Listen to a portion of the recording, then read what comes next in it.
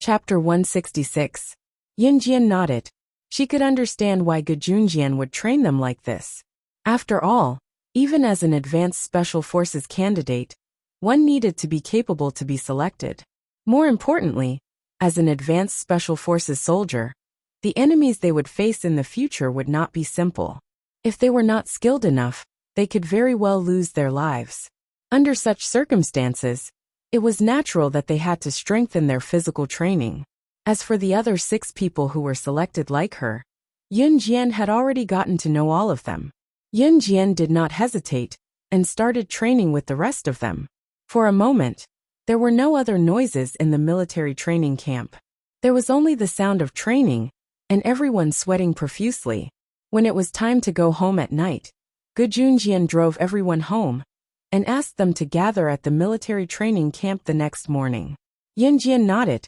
She usually trained by herself, but now that she had a place to train, it would be easier for her to improve her skills. The next day, as expected, Gejunjian brought everyone to the military training camp early in the morning. Yunjian did not ask Gejunjian to tell Qinyiru about this. Qinyiru only thought that the school teacher wanted the students to stay in class to make up for the extra lessons, even during the weekends.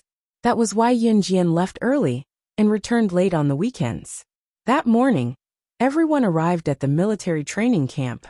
Yunjian jumped out of the military jeep and walked towards the military training camp. The other 6 got out of the jeep and walked with Yunjian. The morning sun shone on their bright foreheads and reflected their silhouettes. A new journey had just begun here. Outside the military training camp, there was a spacious field with no one around. Gejunjian stood with his hands behind his back. Looking at the 7 people lined up in a row, he said seriously, "From this morning onwards, I'm going to increase your training. Each of you will carry 5 kilograms of weight and do a 5 kilometers cross-country run." This was the way Special Forces soldiers were trained. However, Gejunjian had reduced their weights. A normal Special Forces soldier would usually be fully equipped for cross-country running. Fully armed off-road vehicles with a weight of more than 20 kilograms. Even so, the people present all let out miserable shrieks. "Ah, that will tire me to death." The first cry came from Chu Ning, while the second was Chu Xiangnan's sorrowful cry. In spite of it, the others, including Yunjian, did not make a sound. Yunjian also noticed that Chu Ning and Chu Xiangnan were the most active among them. To put it bluntly, he was talking too much. However, Gejunjian pretended not to hear him. He said, "All right, follow me to equip yourselves. We'll start the morning training immediately." In fact, the cross-country running training for Special Forces soldiers was somewhat similar to the running training for students during military training. However, the cross-country running required a lot of stamina. Hence, the runners had to have a lot of stamina to complete the entire run. After everyone had equipped themselves and was about to start the cross-country run, Chu Xiangnan did not forget to tease Yunjian. He wanted to show off in front of the girl. "Little Yunjian, you're new here. If you can't keep up, you'll have to run slower later."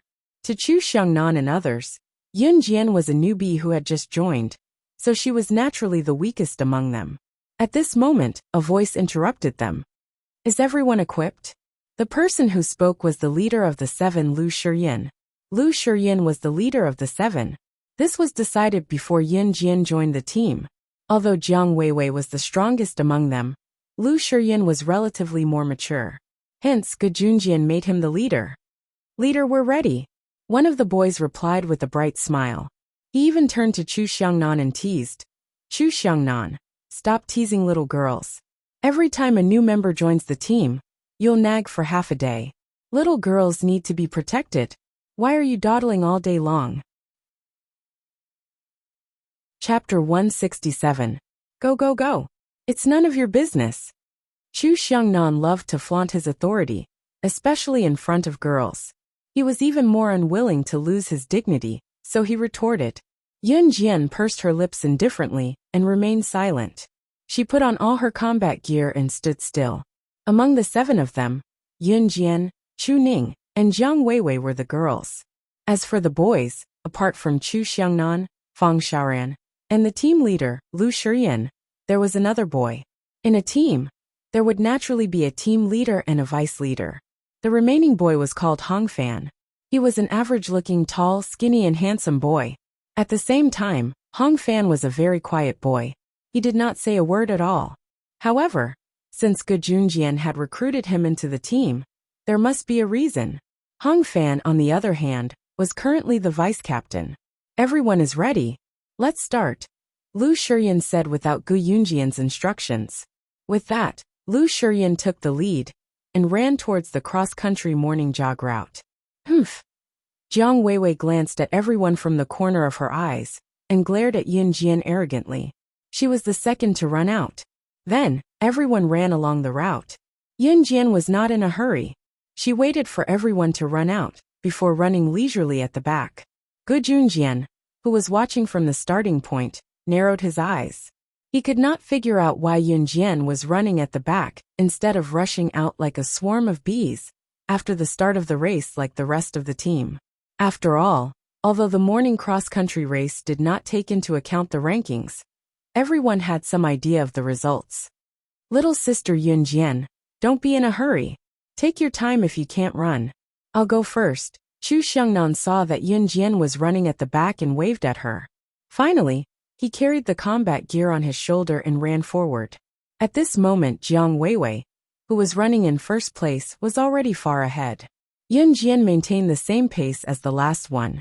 Her pace was neither fast nor slow, but it was just right.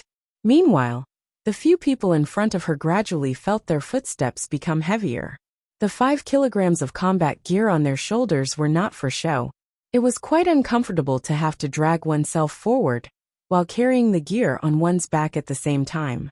For a moment, only the sound of panting could be heard on the road. Only Yunjian, who was running at the back, was closing the distance between her and the person in front of her. The biggest difference between Yunjian and Chu Xiangnan was that Chu Xiangnan was already panting. On the other hand, Yunjian, other than her slightly red cheeks, she was not even panting. Was not even panting. Of her breath. Of the race.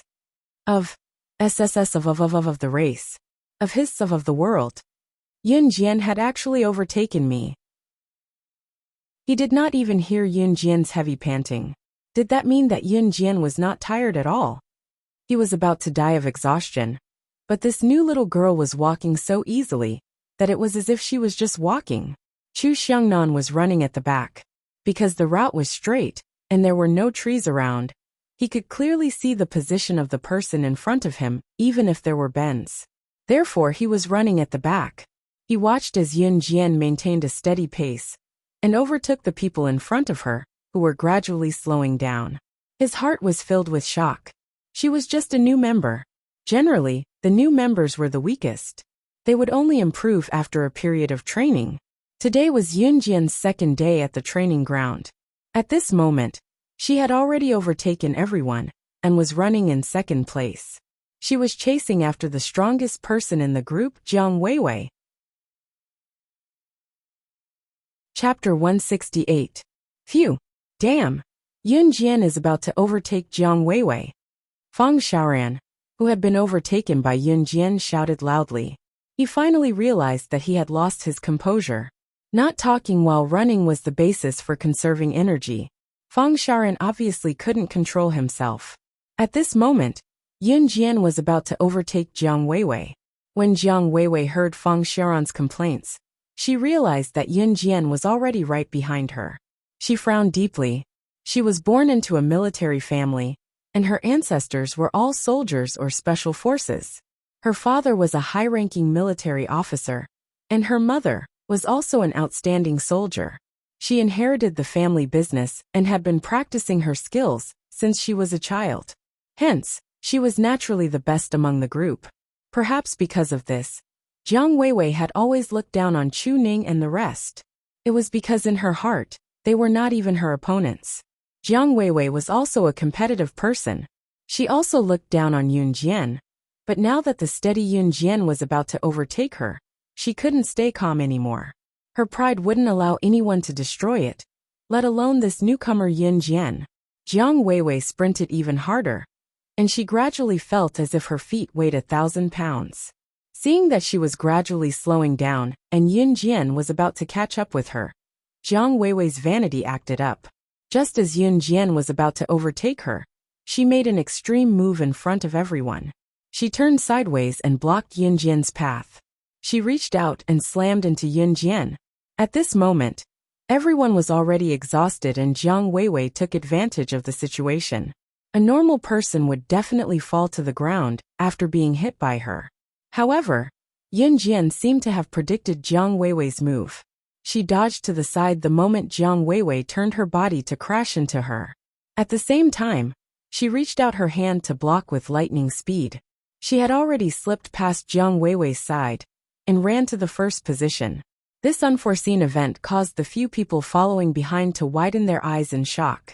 They were watching from afar, but they could see everything clearly. The move that Yun Jian had just performed was the move that Gu Junjian had demonstrated to them earlier. They didn't even know this move, so how did Yun Jian learn it? Or rather, when Gu Junjian demonstrated to them, Yun Jian had not even joined the team yet. Could it be that she had long grasped the effective moves of these special forces soldiers? What they didn't know was that not only did Yun Jian know the moves of the special forces, she even knew the moves that the special forces didn't know. Jiang Weiwei's shock was no less than anyone else's. She was well aware of her own skills. Even an adult would have lost his or her composure, let alone a group of special forces candidates like them. And Yun Jian actually dodged his attack? Looking ahead again, Yun Jian's petite and agile figure had already flashed past the hillside, running towards an area that no one could see. At the starting point, Gu Junjian stood there and waited. The starting point and the finishing point were the same. If they ran along that path, they would eventually run back to the starting point. So he had been standing there the whole time. It had only been 10 minutes since the few of them started running, so Gu Junjian wasn't in a hurry. For an armed cross-country run like this, even an adult special forces soldier would be considered very good if they could finish it in 15 minutes. From Gu Junjian's point of view, Yun Jian and the rest were just teenagers. The estimated time that he had given Yun Jian, and the rest was 30 minutes. Thinking about it, the fastest person should be able to finish the race in 30 minutes. Chapter 169. Yun Jian completed the 5 kilograms 5 kilometers off-road run in just 10 minutes. Gu Junjian was almost shocked. To be honest, he had trained quite a number of young talents. Moreover, all of the special forces that he had trained had become famous big shots in the end. However, he had never seen anyone with such amazing ability. Reporting mission accomplished. Yun Jian reported when she reached the finish line and took off her uniform. You completed it. Well done. This was the highest praise that Gu Junjian had ever given her. However, apart from Yun Jian, Gu Junjian's prediction was right. Jiang Weiwei came in second. Jiang Weiwei finished the entire run. By the time she reached the finish line, she was already panting from exhaustion. When she reached the finish line, she held onto the pole and panted. This was a stark contrast to Yun Jian. Jiang Weiwei completed the 5 kilograms 5 kilometers off-road run in a short time. However, with Yun Jian's example as a lesson, her results were not good enough. The rest of the people also reached the finish line one after another. Chu Xiangnan was the slowest. Although he was much slower than the others, he also completed the run in 45 minutes. Obviously, the new morning run with weights was just the beginning. The rest of the morning and afternoon was still free practice. At 6 o'clock, Gu Junjian drove the jeep to the entrance of the training camp on time to send everyone home. Yun Jian and the others got into the jeep.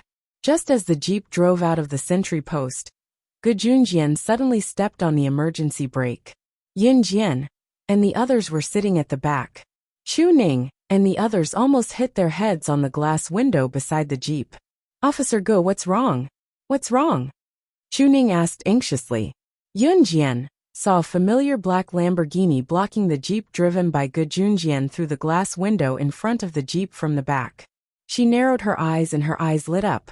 The corners of her mouth unconsciously curled into a smile. Yun Jian opened the door and jumped out of the jeep. Under the gaze of several people in the jeep, she walked towards the black Lamborghini. looking at Si Yi's handsome face, which she hadn't seen in a long time. Her lips curved into a smile that even she herself didn't notice. "Why are you here?" she asked. She knew that Si Yi could find out that she was here just by moving his fingers. "Get in." Si Yi tilted her head and looked at Yunjian. Her gaze softened as she sized her up, as if she was looking at a rare treasure. Yunjian smiled. She ran to the jeep and said to Gujunjian, "My friend is here to pick me up. You don't have to worry about me. Go ahead." With that, she ran back to the Lamborghini and opened the door to the passenger seat. Like a little girl in love, she happily sat in the car. Yunjian did not notice her actions at all. Then, the Lamborghini sped away under the gaze of Gujunjian and the rest, leaving the group to let their imagination run wild. Chu Xiangnan in particular wore a sad expression inside. "So Lil Sis Yunjian is taken. I was thinking of wooing her." In the Lamborghini that was driving away, Yunjian turned to look at Si Yi and asked, "When did you come back to Country Z?" "Just now." Si Yi paused and said something that made one's imagination run wild. "I came to look for you right after I got back to Longmen City." Si Yi did not actually say that he did not plan to return to Longmen City. He had stayed in Longmen City earlier because of the sandalwood box, and now that he had gotten it, he did not want to come back. He had no reason to come to a small place like Longmen City. Chapter 170.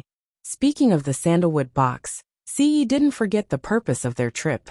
He drove the car into a small forest halfway. "What are you doing?"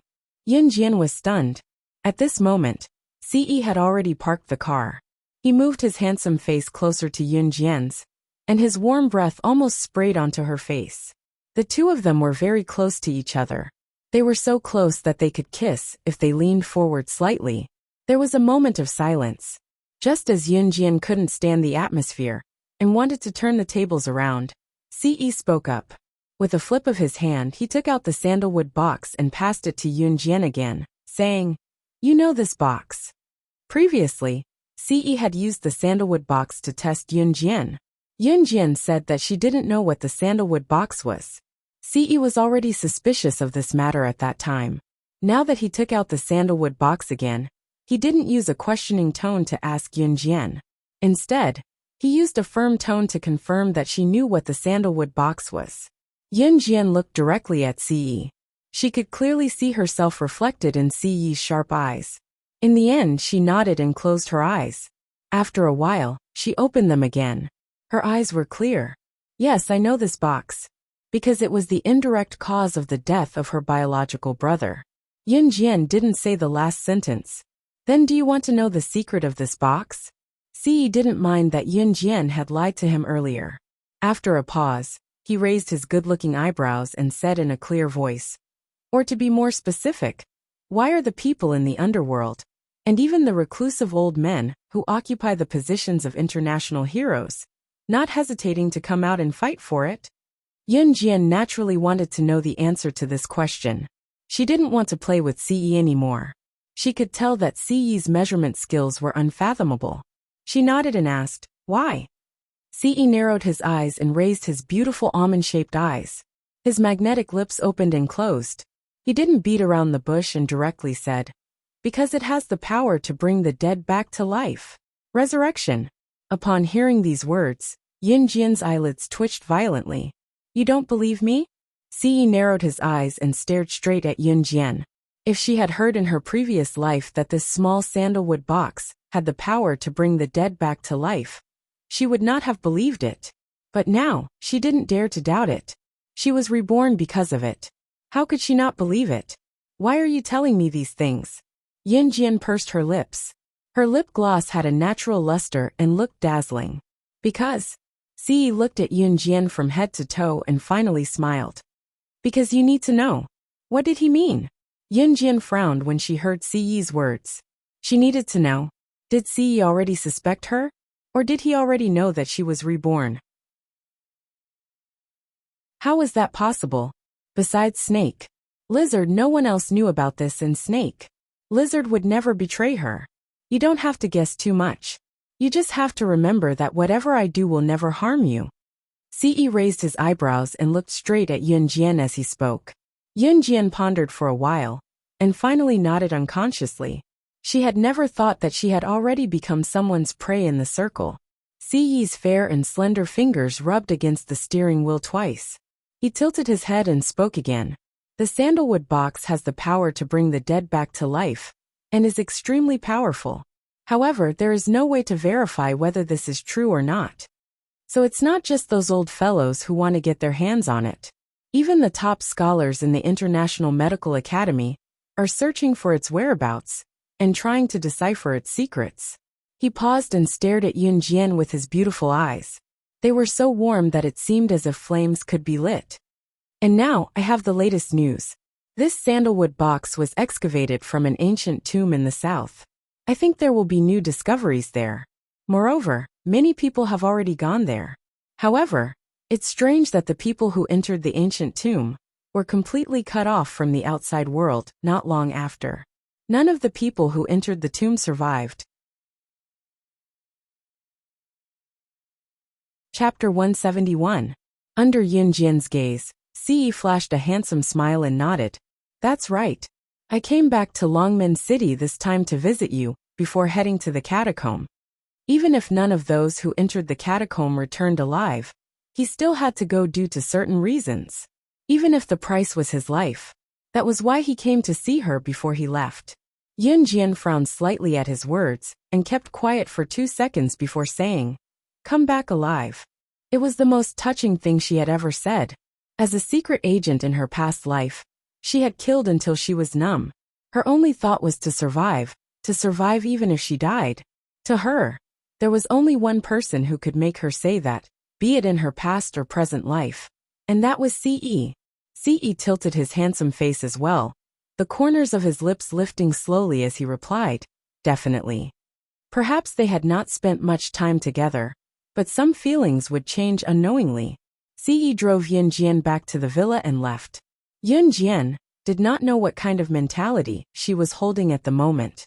She was slowly beginning to realize that her feelings for Ce were different from her feelings for her brother, Yunyi, and Zhang Xiaofeng. That slightly warm feeling made her palpitate slightly. In the days that followed, Yunjian would go to the military training camp for training during the weekends, and attend classes from Monday to Friday as usual. During these few days of classes, Yunjian trained Zhang Xiaofeng daily. However, no matter how hard and tiring it was, he did not complain about it, just as he had said earlier.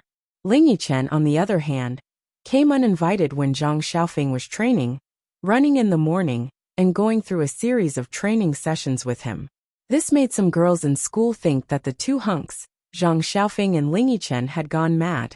This was especially true for Ling Yichen, who changed girlfriends as easily as changing clothes. Usually, his greatest interest was to tease beauties. During this period of time, he did not even care about the confessions of some girls. This made many girls in the school secretly sad for quite a while.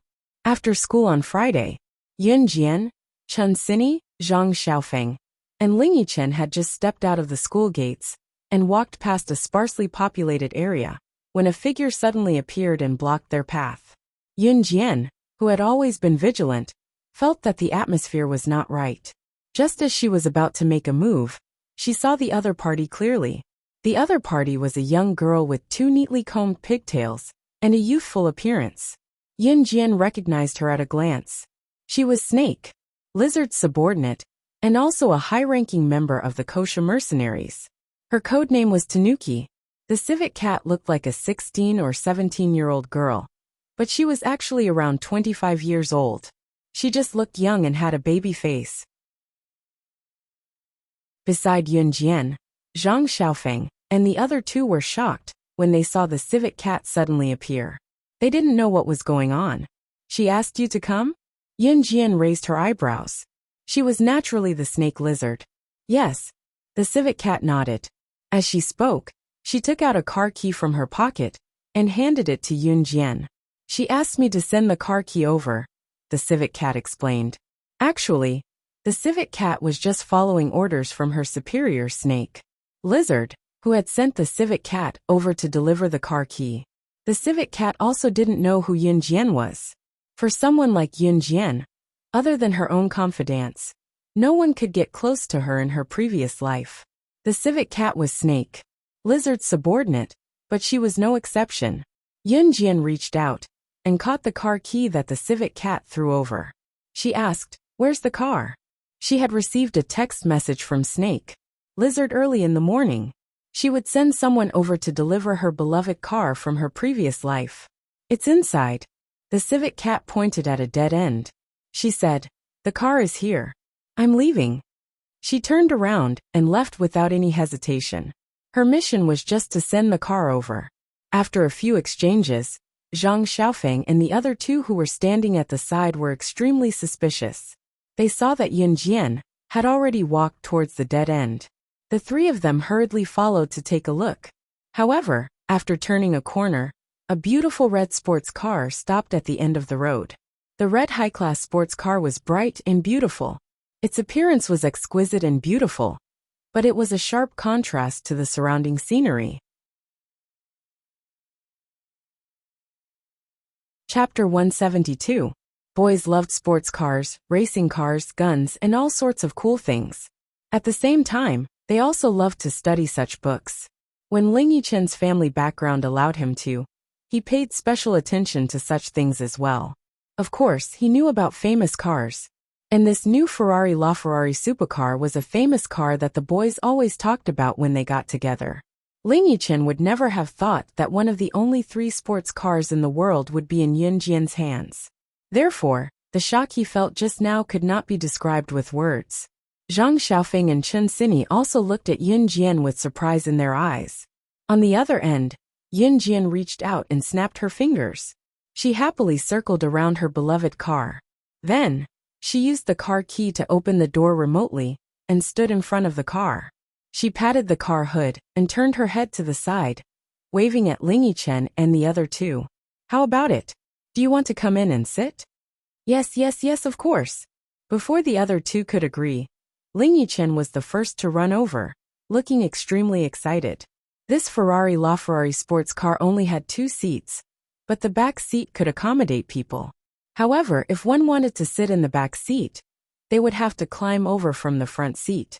Ling Yichen and Zhang Xiaofeng were gentlemanly and gave the front seat to Chen Xinyi. After the 3 of them were seated, Yun Jian also got into the driver's seat. At this moment, Zhang Xiaofeng suddenly thought of a problem and suddenly asked, "Hey mister, you know how to drive? You have a driver's license?" Ling Yichen and Chen Xinyi also noticed this and looked at Yun Jian eagerly. However, Yun Jian lifted her chin and raised her eyebrows. "No, but I know how to drive." After that, she locked the door, started the car, and stepped on the accelerator. The car sped off like an arrow. She had not driven her beloved car for a long time. This feeling was as if she had returned to her previous life. Back then, she drove this car and carried out all kinds of tasks. In the car, Ling Yichen and the other two were so scared that their faces turned purple. Yun Jian stepped on the accelerator and didn't let go of the brake. She sped up, and the surrounding scenery was like a fleeting cloud. It was so fast that she couldn't see anything clearly. There were a few times when she was about to hit something she shouldn't. But in the end, she was able to turn the steering wheel and avoid it. Ling Yichen and the other two came from well-to-do families, so it was not like they had never taken a car before. But they had never been in such a fast car before. It wasn't until Yun Jian parked the car next to a roadside barbecue stall that the 3 of them got out of the car with their faces flushed red, as if their souls had left their bodies. The first thing Ling Yichen said when he got out of the car was, "F***ck, my soul almost jumped out of my body because of you. Yun Jian, are you from a racing background?" Yun Jian just smiled. She spread her hands and said, "To apologize, I'll treat you to barbecue." When they heard that they were going to eat barbecue, the 3 of them became excited again. Their saliva almost flowed out. Once Yun Jian locked the car door, the 4 of them went to the barbecue stall at once. This roadside barbecue stall was the most famous in Longmen City, because the food here was cleaner than other places, and they were all authentic. Yun Jian and the other 3 had just walked into the tent to pick out some barbecue skewers. A sharp and surprised female voice rang. Yunjian, why are you here? It seemed like she had not met anyone familiar, but Yunjian was no stranger to such a malicious voice. She was exasperated that she had to bump into someone she knew just to eat barbecue. Turning around, she saw a girl sitting at a round table, with a group of men and women around her. They were obviously here for barbecue as well. In Yunjian's memory, this girl was none other than the daughter of Qin Yuru's elder brother, Qin Liqian, who had just returned to the Qin family a few days ago. Her name was Qin Fenger. Qin Fenger was also enrolled in a high school in Longmen City. Although it was not as good as First High School, it was already impressive to be able to stand out in Xinjiang town. Chapter 173. In her memory, this Qin Fenger hated the original owner of her body. Sometimes, they would even deliberately find someone to insult the original owner, or in front of the elders, they would pick out the original owner's poor grades and make a big fuss about it. In the end, everyone in town found out that Qin Yuru had given birth to a daughter who was an idiot with the worst grades in school. Qin Fenger looked average, and her facial features were average as well. She did not stand out among the crowd. Most importantly, her face was covered in freckles, making her look even uglier. One of the main reasons she hated the original owner of her body was that she was so outstanding, had good grades, was popular, and was well liked by the teachers.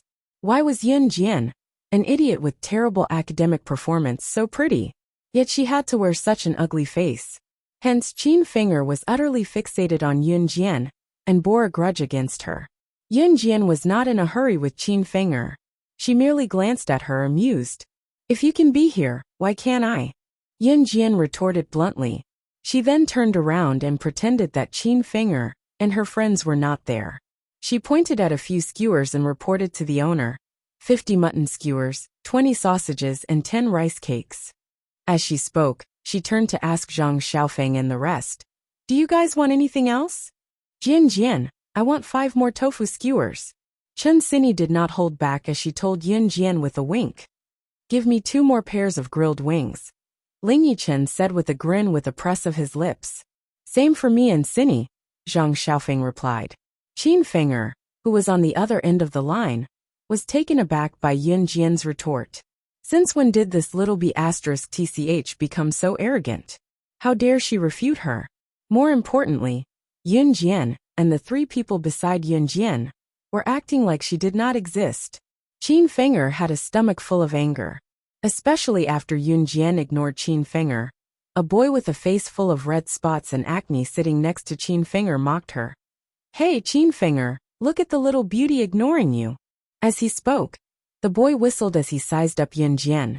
For a moment, everyone who sat with Qin Fenger was focused on Yun Jian. Qin Fenger was most annoyed by this feeling.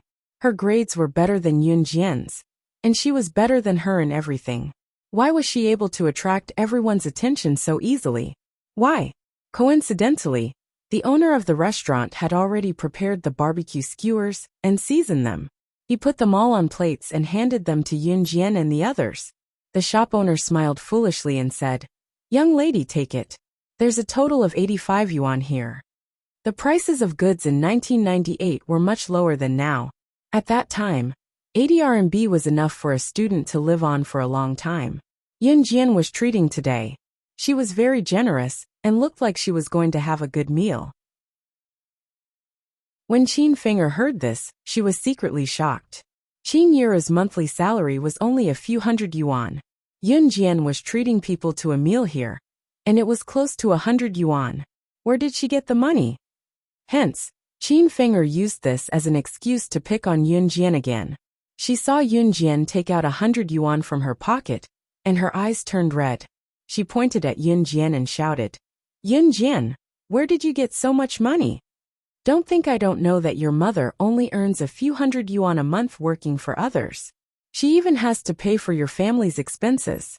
Then Qin Fenger sized up Zhang Xiaofeng, Ling Yichen, and Chen Xinyi who were sitting beside Yun Jian. She saw that the 3 of them were wearing branded coats. They were the symbol of wealth from head to toe. Qin Fenger could not help but point at Yun Jian. She twitched her mouth and slandered her. Yin Jian, don't tell me you're their sugar baby?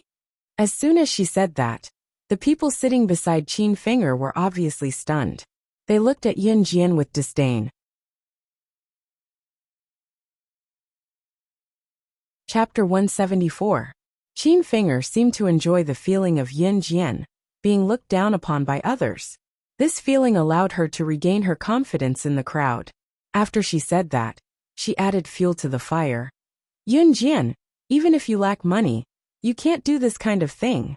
How can you face your mother by doing this? Qin Finger's words gave the surrounding people the illusion that Yin Jian was really being kept by someone. Something that didn't even exist was said to be true by her. Zhang Xiaofeng took a bite of the tofu skewer, but when he heard Qin Finger's words, he spat out the tofu crumbs in his mouth. Yin Jian, who could afford to drive a restricted sports car in the world, would need them to keep her. Wasn't this as unbelievable as a pig flying in the sky? How could she Yin Jian be a poor person? After Yin Jian heard Qin Finger's words, she narrowed her eyes and swallowed the mutton skewer naturally. She tilted her head and looked at Qin Finger. Then, she indifferently let out a creepy chuckle. What I said was the truth. Qin Finger felt that the atmosphere wasn't right, but she still insisted on her own opinion. At the same time, she looked at Zhang Xiaofeng and reminded him kindly. Don't worry. Let me tell you, Yin Jian's family is very poor. Her father is a gambler and owes a lot of debt. I'm also kindly reminding you that a person like her must have slept with many men. For a person like her, there's nothing she wouldn't do for money. You still want this kind of broken shoe? Whoosh! Just as Qin Finger was getting more and more worked up, trying to persuade Zhang Xiaofeng to stay away from Yin Jian, with her usual confidence of picking on other people's weaknesses, Zhang Xiaofeng suddenly stopped.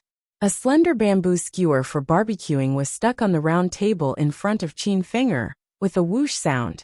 Being able to penetrate deep into the wood by 3 fissures was just that. When everyone turned their heads to look again, they saw that the bamboo skewer in Yin Jian's hand had disappeared without a trace. Qin Finger's eyes widened as she watched the scene unfold. She swallowed hard and took a deep breath. Yin Jian was actually able to insert such a slender bamboo stick into the round wooden table from such a distance. Everyone was in a state of panic. Even though Zhang Xiaofeng and the other 2 were used to Yin Jian's skills, they couldn't help but cheer for her. While everyone was still in a daze, Yin Jian had already appeared in front of Qin Finger like a ghost. Her faint words seemed to have come from hell, making everyone's hair stand on end. I'm a mistress? Just as everyone heaved a sigh of relief, Yin Jian's relaxed voice rang out once again. She stretched out her fair and delicate hand and took the bamboo stick from the round table. While Qin Finger was still in a daze, the bamboo stick slid across Qin Finger's freckled cheek. Yin Jian's action made Qin Finger unable to react in time. She shivered reflexively.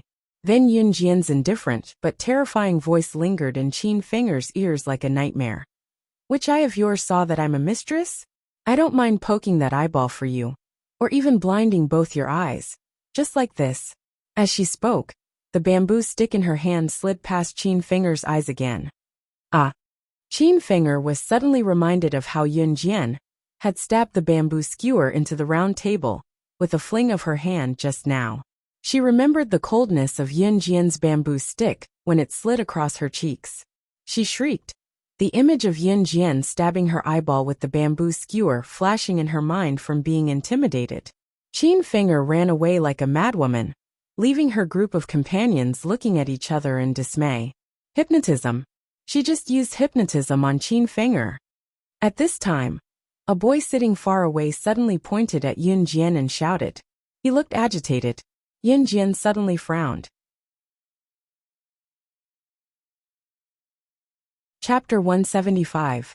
Yes, Yin Jian knew hypnotism, and the hypnotism that she had mastered was definitely not as simple as it seemed. She was a secret agent in her past life, the top secret agent in the secret agent world, slaying God. However, she was very young in her past life.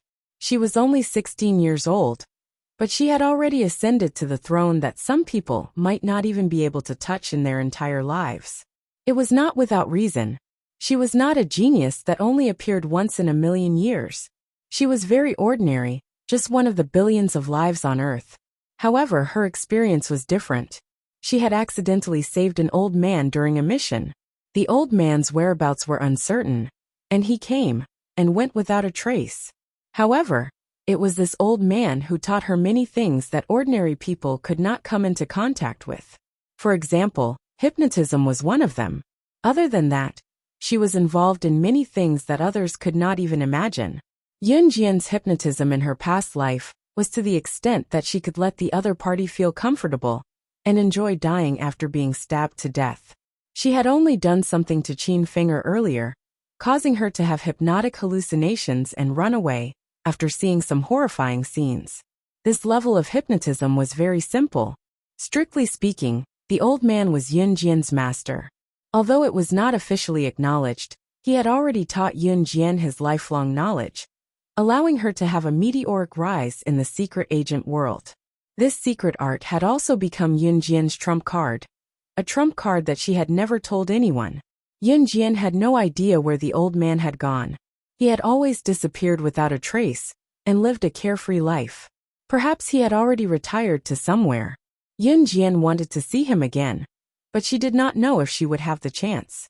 Today, Yunjian had used Qin Finger to practice. She had performed a simple hypnotism on her and made her see some horrifying scenes. However, she did not expect that her hypnotism would be seen through.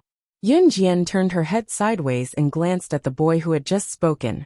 She saw that the boy had a delicate and pretty face, looking innocent and childish at the same time. When he saw Yunjian looking at him, he recalled how he had been shouting and wrangling just now. His cheeks inexplicably blushed, and he actually became as shy as a little girl. Yunjian raised her eyebrows and looked at him angrily. "What did you say?" Her tone was so flat that no one could tell what Yunjian was thinking at the moment. The boy trembled for a while. He looked up in fear and finally said in a panic, I. At the same time, Yunjian walked towards the boy. She stood not far from the boy, frowned, and asked a question that had nothing to do with this matter. "What's your name?" The boy shyly lowered his head, and his voice was as low as a mosquito's buzz. My name is Lu Haoza. Lu Haoza.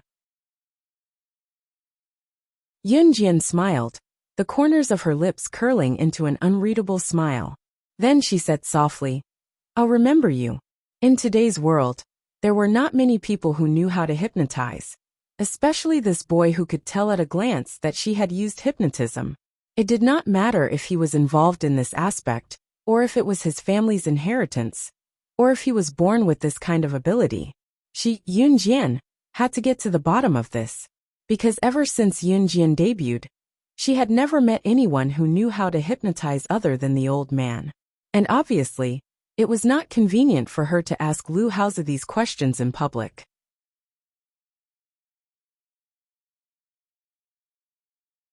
Chapter 176.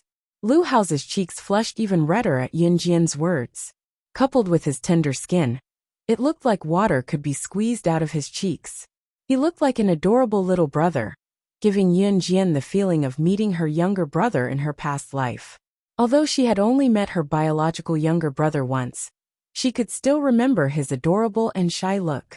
While Yunjian was conversing with Lu Haoza, Zhang Xiaofeng, Chen Xini, and Ling Yichen had almost emptied their plates of barbecued meat. In the end, it was Chen Xini who snatched 10 mutton skewers from Zhang Xiaofeng and Ling Yichen for Yunjian. It was undeniable that Zhang Xiaofeng, Chen Xini, and Ling Yichen's eating speed was top-notch. It only took them a few minutes to finish the dozens of skewers. If there was a foodie competition in Longmen City, the three of them would definitely win the grand prize. "Let's go." Yunjian took a mutton skewer from Chen Xini and finished it. She let the three of them share the remaining 9 skewers equally, and led them out of the barbecue shop. Since the sun was shining directly on the ground, those in the chilly autumn breeze could bask in its rays. The owner pulled the curtain of the tent aside. Yunjian and her friends walked out of the barbecue shop and headed for the Ferrari LaFerrari sports car that they could see. Even after the 4 of them got into the car, and Yunjian started the engine and sped away, Chin Finger's friends were still gawking at them in the barbecue shop. It was until someone exclaimed, That's the latest edition of the Ferrari LaFerrari supercar. It's a limited edition of only 3 in the world." As a result, the crowd was alarmed. Chin Finger's false accusation that Yun Jian was a mistress was unraveled. The driver was Yun Jian, and the car was obviously Yun Jian's. The boys really loved famous cars, and all of them looked at it with envy and admiration. Lu Haozi, who was sitting in the corner, also raised his head and looked at Yun Jian's car leaving. That cool look reminded him of Yun Jian's words, and his pink cheeks instantly flushed red. For the next few days, Yun Jian returned to her routine. She wandered back and forth between school, home, and the military training camp. 15 days later, Gu Junjian inspected the results of everyone's training. Yun Jian passed quickly. The result of this inspection was based on the results of the 5 kilograms, 5 kilometers cross-country run. Naturally, Yun Jian easily passed. The other 6 also met the standard. 5 days later, the bi-monthly competition came as scheduled. On this day, Gu Junjian stood with his hands clasped behind his back, looking at the 7 of them. He frowned and then relaxed. He finally opened his mouth and said, "This month's assessment competition is cancelled." "Ah, so awesome. We don't have to take the assessment this month." Chu Xiangnan winked at Chu Ning and smiled happily. It was obvious that if they did not pass the bi-monthly competition, they would be kicked out of the team. Chu Xiangnan was also the weakest in the group. He had to admit that he barely passed every assessment. How could he not be happy when he heard that the assessment competition was cancelled? Don't celebrate too early. Your assessment is cancelled because the team has received a new mission this time. Gu Yunjian's tone was heavy. He continued, "This mission is very important. It's supposed to be carried out by official Advanced Special Forces soldiers, and not you Special Forces candidates. However, it's also a very secretive mission. We can't let the enemy suspect anything during the mission. The members of the Advanced Special Forces are all familiar faces. They're definitely not suitable for this mission. However, you guys are new faces, and have never been on a mission before. It's the best decision to let you guys do this. Therefore, I plan to let you guys do your debut mission." As he said this, Gu Junjian became even more serious. "This mission is risky. You guys can choose not to do it." As he said this, Gu Junjian looked at Yun Jian. In fact, other than Yun Jian, the other 6 had been training in the military for more than a year. However, Gu Junjian was not worried about Yun Jian, who had just joined the team. He even put his hopes on Yun Jian. If Yun Jian was willing to take part in this mission, it was guaranteed that it would be completed successfully.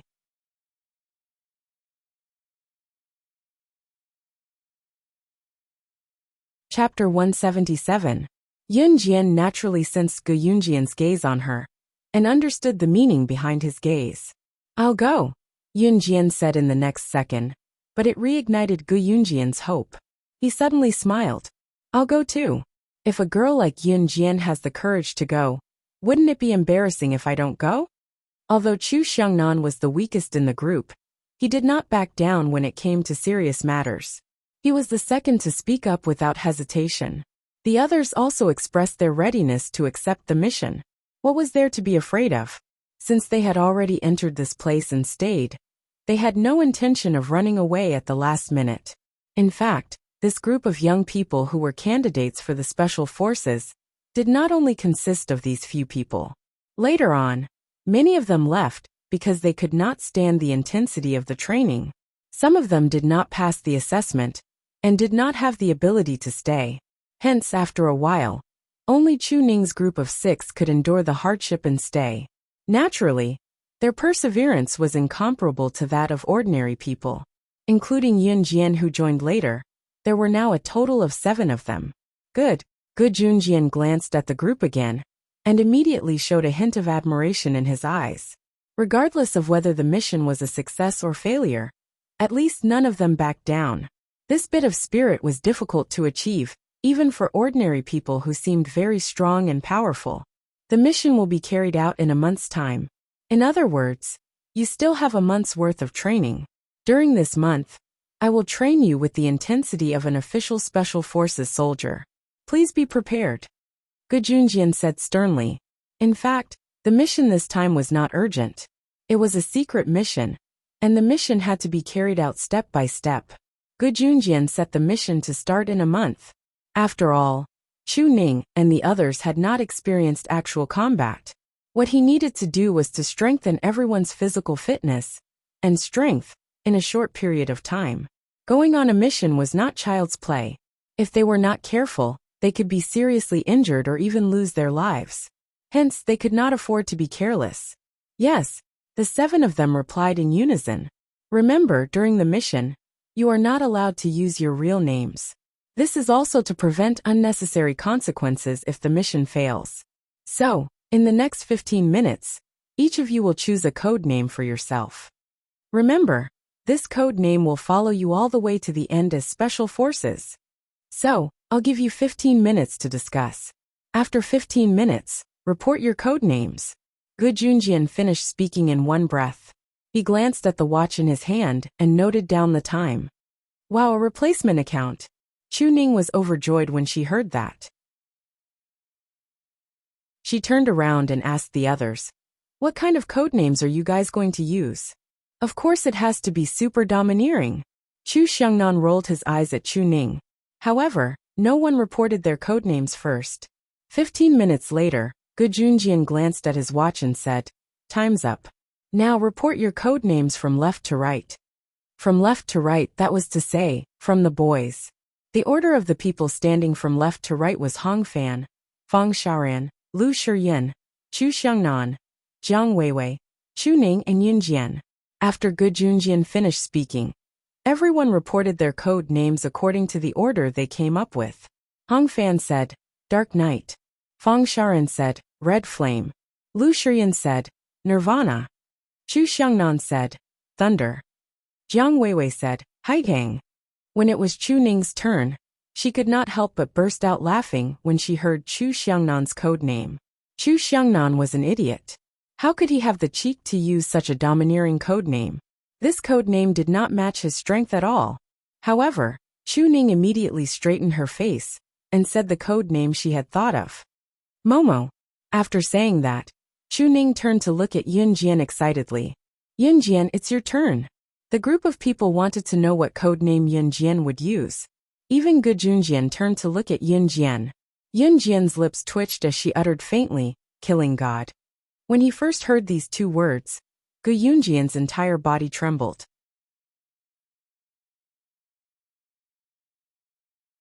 Chapter 178. Lu Shiyin was also the son of a military family. Since young, he had been able to keep a cool head. He was the oldest among the group. He was already 20 years old and was currently in university. It was because of Lu Shiyin's cool head that Gu Junjian made him the leader of the 7-man team. Even someone like Lu Shiyin, who had never been flustered, was shocked when he heard Yin Jian's code name. One could only imagine how the others would react. In reality, the few of them knew about the people on the assassin and secret agent leaderboard. They were not ordinary students but candidates for the special forces. They had to know about these people on the secret agent and assassin leaderboard. They even planned to stay as far away from these people as possible even after they officially became special forces. Just when everyone's attention was on Yin Jian explained, "I'm talking about slashing God. Slashing means killing." With this explanation, everyone's tensed hearts finally calmed down. However, Yin Jian was so young. If she was really slaying God, who was on the secret agent leaderboard, how could she be here? Gu Junjian frowned before relaxing his brows. He took a few more glances at Yin Jian before looking away solemnly. Slaying God and slaying God. Their code names were so similar, and they sounded the same. Moreover, Yin Jian had killed Wolfblade, who was ranked 10th on the assassin leaderboard. Was it really a coincidence that Yin Jian came up with this code name? It's just a code name. It's just a coincidence. Alright, it's decided on the code names. Chu Xiangnan had no idea how shocked Gu Junjian and the rest were earlier. Instead, he stepped forward to adjust the atmosphere like a peacemaker. Cough, cough. Alright, since you've decided on your code names, Let's start the training. Gu Junjian, who had been silent all this while, interrupted them. It was actually very strenuous to increase their training intensity to that of a normal special forces training. However, there was no time to do that now. First of all, in the 5,000-meter cross-country run every day, everyone changed from carrying 5 kilograms to fully armed with more than 20 kilograms. In other words, he had to carry something that weighed more than 20 kilograms while running. This training was just a basic training for an ordinary Special Forces soldier. After all, as an official Special Forces soldier, he would carry firearms and equipment on his back when he went out on a mission, which was this full set of equipment. Adding up all the things that should be brought along, the total weight was only about 20 kilograms. At the end of the day, other than Yunjian, the rest of them were already aching all over. They couldn't even stand up straight. A few days later, Yunjian asked for a week's leave from Gu Junjian. As a top student of the school, she was sent abroad for a week's study. Gu Junjian was not worried about Yunjian's skills, so he agreed to Yunjian's request for a week's leave. On this morning, the sun had just risen and a cool breeze blew past. Yunjian only carried an old school bag that Qin Yiru had helped her tidy up. She stood at the entrance of Songshan's first high school with Chen Sini. This time Longmin First High School only had 5 spots for the study. Other than Yunjian and Chen Sini, the other 3 were already there. Songshan's First High School was the organizer this time. Yunjian and the rest boarded the plane with Songshan's First High School. After waiting for a while at the entrance of Songshan's First High School, Yunjian saw a familiar tall and handsome figure walk out of the school.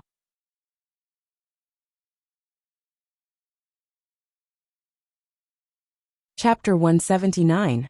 Yunyi had long known that his younger sister would be representing the school to participate in this overseas study activity, but he could not help looking forward to it when he thought that he could go overseas with his sister today. Striding with his long legs and a sweet smile on his handsome face, Yunyi walked toward Yunjian. Xiaojian, you're here? Amen. Yunjian nodded and pointed at Chen Sini beside her, introducing her. Gu, this is my friend Chen Sini. This was the first time Yunjian had introduced her as a friend in front of others, so Chen Sini could not help feeling a little excited. In fact, Yunjian had already treated Chen Sini as a friend after spending so much time together. It was just that this was his first time saying it out loud. Hi, I'm Chen Sini. You must be Jinjin's brother? Nice to meet you. Chen Sini introduced herself to Yunyi with a chuckle looking at his handsome face. Nice to meet you. Yunyi nodded, his short handsome hair bobbing. Students, are you all ready? Come and gather on the bus, we're leaving. The tutor standing at the entrance of DE Senior High School waved and called out in a sweet voice. The tutor who was leading the students overseas this time had the surname Ding. She was a female tutor who looked as sweet as her voice. She did not look old, between 20 to 25 years old. There were 2 tutors leading the team. The other tutor had the surname Kong, so she would call him Tutor Kong for the time being. Let's go over too, Yunyi said to Yunjian and Chen Sini with a flick of her short hair, as she glanced in that direction. Amen. Yunjian and Chen Sini nodded in unison. Su Haokol did not come this time. Those who came were the top students in their respective schools with excellent English proficiency. Even those who were good in their studies, but lacking in English, did not get a turn. So it was not hard to imagine that Su Haokol did not get a turn. Since Su Haokol was not with Yunyi, he was the happiest that his younger sister could come. The group boarded the bus quickly, and after a few hours of bumpy ride, they arrived at the provincial airport and boarded the flight to Country Y. The overseas study destination was an advanced school in Country Y. It was called Yana High School. Yana High School was a continuous secondary and senior high school. Its educational standard was one of the best in the world. The name of Yana High School was derived from the name of its first headmistress. Since its establishment, Yana High School had a history of several hundred years. Its regional culture was also very profound. At the entrance of Yana High School entrance. Wow, Jian, this is the famous Yana High School. It's a century-old school that lives up to its name. Look, just the entrance alone is already something our school can't compare to. Chun Sini was the first to get off the bus, holding Yun Jian's hand in excitement. 80% of those who graduated from Yana High School and passed the Gaokao from the world's renowned universities had a graduation rate, making Yana High School one of the best in the world. After Tutor Ding and Tutor Kong communicated with Yana High School's foreign tutor, they interrupted the students' excited shouts.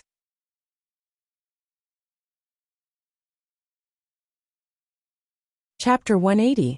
Teacher Madge was a native of country Y. She had fair skin and big blue eyes that seemed to be able to see through everything. When Teacher Madge heard this, she introduced herself to the students in broken Chinese. Hello everyone, my name is Maki. You can call me by my Chinese name, or call me Teacher Maki. As she spoke, Teacher Maki revealed a row of neat and clean white teeth, and made a face at the same time. Many students were amused by Ms. Maki's sudden grimace, and they had a good impression of this foreign teacher. Alright, there's an old saying in Country Z that it's better to keep a long story short. Today we'll keep it short. Later, follow me around the school, and then I'll bring you to your assigned dormitories. Today, I'll let you familiarize yourself with the school. Then, Teacher Maki snapped her fingers and said cheerfully and freely, "Now everyone follow me. Let's take a look around the school." Teacher Maki's humorous and witty tone didn't sound like authentic Chinese, but it was her nonsensical voice that made the students burst into laughter. Yun Jian didn't laugh, but Chun Sini, who was standing beside Yun Jian, couldn't stop smiling. Teacher Maki quickly led the group into the school. It had to be said that Yana High School was worthy of being called a century-old school. Its architectural style and size were incomparable to ordinary high schools. However, in Yun Jian's eyes, these high-end and classy buildings were just the most ordinary kind. However, it was the first time that Yun Yi and Chun Sini, who were walking beside Yun Jian, saw such a magnificent building. They couldn't help but take a few more glances along the way. After walking around half of the school, about 2 to 3 hours had passed. Along the way, the students would stop and look because they saw something novel. However, even after walking around half of the school, the students didn't have the strength to continue walking. Yana High School was just too big. Therefore, Teacher Maki led the group to the dormitories that were arranged for the students to rest. The dormitories here were 4 people to a room. Yun Jian and Chun Sini were in the same room. As for the other 2 girls in the same room, they were both straight-A students in the first senior high school. Chun Sini and Yun Jian entered the dormitory first, carrying their own backpacks. Chun Sini found a good bed out of habit. She took off her backpack and was about to put it on the bed. One of the other 2 girls ran over and pushed Chun Sini away. She placed her belongings on top of the bed and declared loudly, "I've taken a liking to this bed. You can find another one." Her voice was full of righteousness, as if she was the one who had been robbed and was now asking for it back. Chun Sini almost fell to the ground. Luckily, Yun Jian, who was next to her, supported her and prevented her from falling. No matter how good-tempered a person was, they would not be able to accept being pushed for no reason, let alone Chun Sini. After Chun Sini stood up, she turned her head and shouted angrily at the girl who had just pushed her. "Why did you push me?" Chun Sini's tone carried a hint of anger. Unexpectedly, the girl rolled her eyes at Chun Sini. She flipped her hair and showed a disgusted expression at Chun Sini on her horrifying face with white powder makeup. On the contrary, the girl confidently complained to Chun Sini, "It's your fault for taking the bed that I wanted." The reason she had pushed her was very simple. It was because Chun Sini had taken a liking to the bed that she wanted.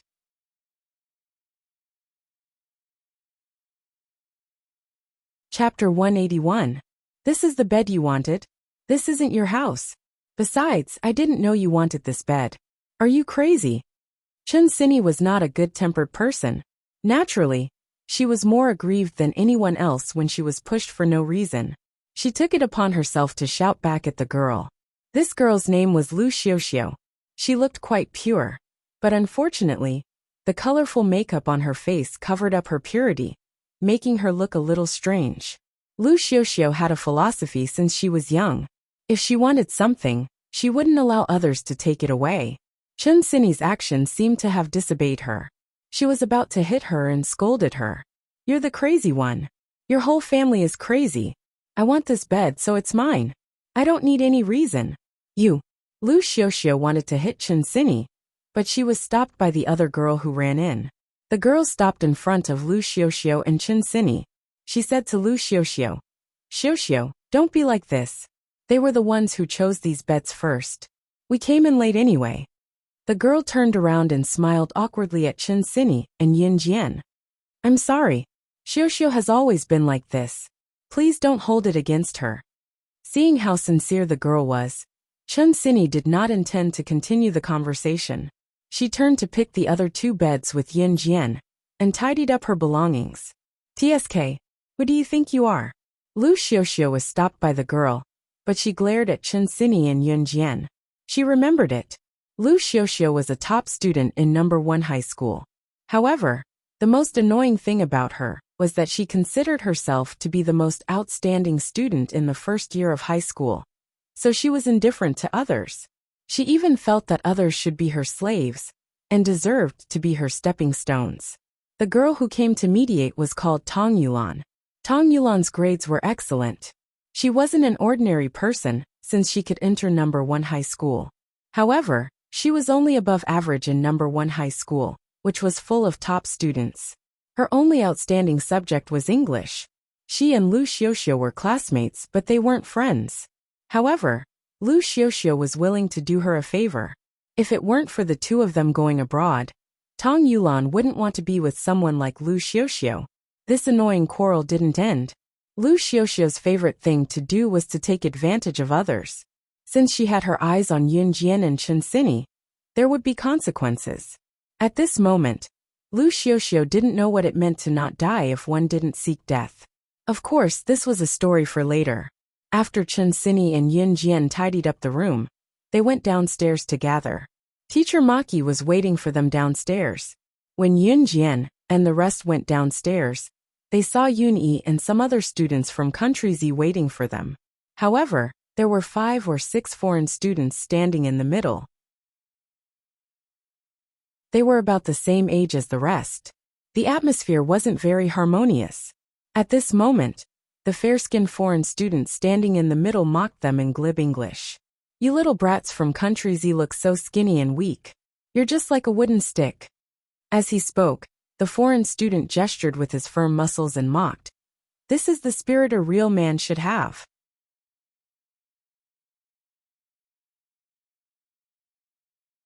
Chapter 182. The foreign male student's name was Charlie Lawson. Lawson was a very naughty boy who loved to tease his teacher. Now that he saw Yun Yi and the others, he was even more interested in teasing and ridiculing them, without holding back. The foreign male students standing next to Lawson, who was led by Lawson, heard him and laughed mockingly. Their actions made teacher Maki feel even more awkward and helpless. "Your muscles are really big and you look very manly." Just as Yun Yi and the others were clenching their fists and gnashing their teeth at Lawson, Yin Jian's beautiful voice was heard. She spoke in perfect English, which stunned everyone present. Everyone was shocked by Yin Jian's perfect English, and they were all dumbfounded. The students from Country Z were even more enraged.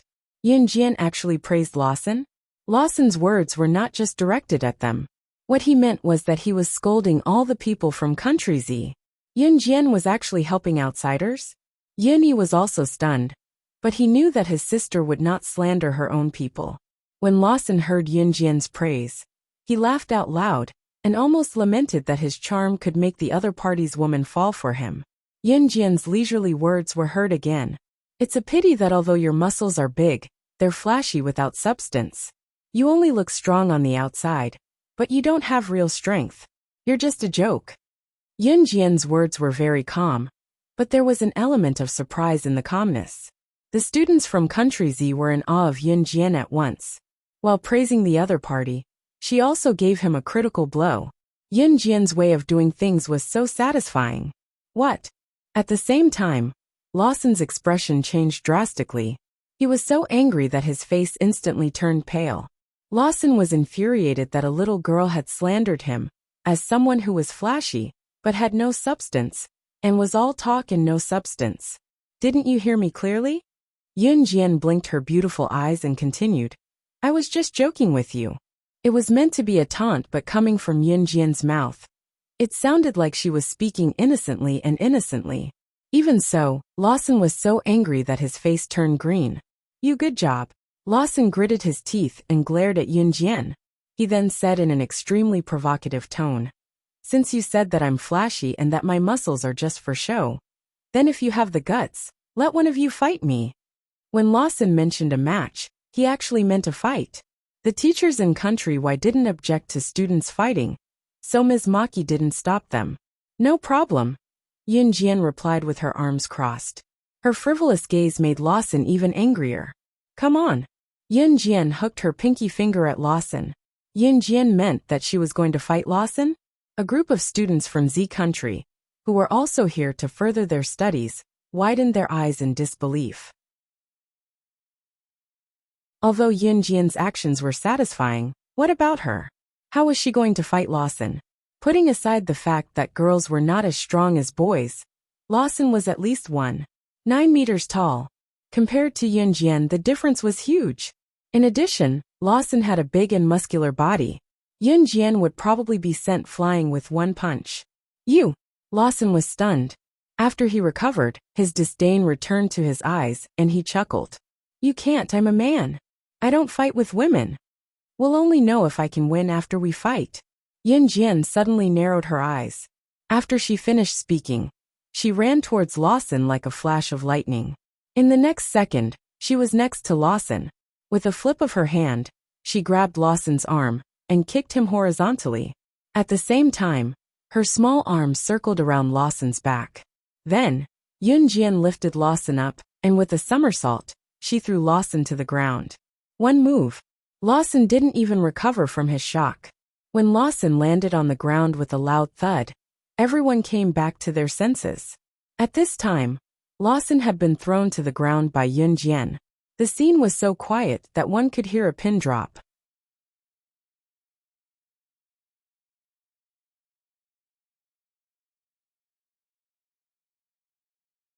Chapter 183. While everyone was still in shock, Yunjian's indifferent yet sarcastic voice was heard again. TSK, you can't even beat me. What right do you have to fight the guys from Country Z? Yunjian's words completely humiliated Lawson, who was lying on the ground. However, Chun Sinny, who was standing far away, almost tripped when she heard Yunjian's words. Yunjian was someone who had killed the top 10 assassins in the international assassin rankings. Who here could beat her? However, from Yunjian's words, it sounded like Lawson could not even beat a girl, let alone a guy. In other words, he was even worse than a girl. Chun Sinny did not expect Yunjian to have the ability to lie through her teeth. She covered her mouth and snickered at the side. That's right.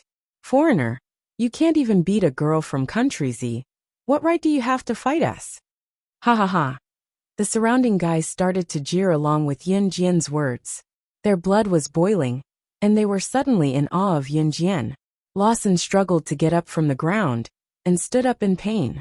Yunjian did not hit him hard just now, so he could still stand up on his own. After standing up, Lawson looked at Yunjian with his sinister eyes. He pointed at Yunjian and said indignantly, "That was a sneak attack. Despicable. Despicable. You want to fight me again?" Yunjian narrowed her eyes and a murderous aura surged from her skinny body. This murderous aura made Lawson freeze. He trembled from the bottom of his heart. Although Lawson was a mischievous person, he knew his limits. He knew that Yunjian had hit him hard just now. Even if he used all his strength, he would still end up in the same state. He said that Yunjian had attacked him sneakily just to save his face. Now that Yunjian wanted to fight him again, Lawson naturally would not agree to it. No, since you guys are guests from Country Z, we shouldn't fight and kill. We should compete in something else. Lawson said as he wiped the cold sweat on his face with his sleeve. How despicable. Everyone felt a wave of mockery in their hearts. Lawson could not beat Yunjian, so he wanted to compete in something else. How could he make it sound so nice? If he did not want to fight and kill, how could he fight Yunjian just now? Anytime. Yunjian crossed her arms and looked at Lawson with a frivolous gaze. He wanted to compete in something else. She would fight him to the end. Just because of Lawson's disdainful words, she would let him know what it meant to be inferior to others in everything. Comparisons were odious. When Yunjian was slaying God, she had come in contact with everything. Assassination, explosives, heavy weapons, car racing, computer programming, and so on. As long as it was mentioned, there was nothing that she was not involved in. Lawson suddenly curled his lips into a sinister and terrifying smile. All right, let's compete in computer skills. How about that?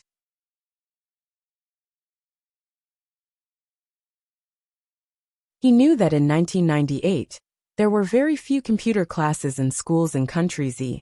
Computers were not popularized yet in Yunjian, and the rest did not even know what a computer was. Now that their school had started to offer computer classes, he definitely had a huge advantage in this aspect. Therefore, he wanted to compete in computer skills with Yunjian. As soon as Lawson said that, the people around him became even angrier. That's despicable. Foreigner, how shameless can you be? Someone shouted. Most of the students from Country Z had just come into contact with computers. Some of them had not even touched a computer before. How could Lawson suggest this? Wasn't this clearly using his advantage to bully others? Alright, computer skills. No problem. Just then, Yunjian's leisurely voice echoed throughout the crowd.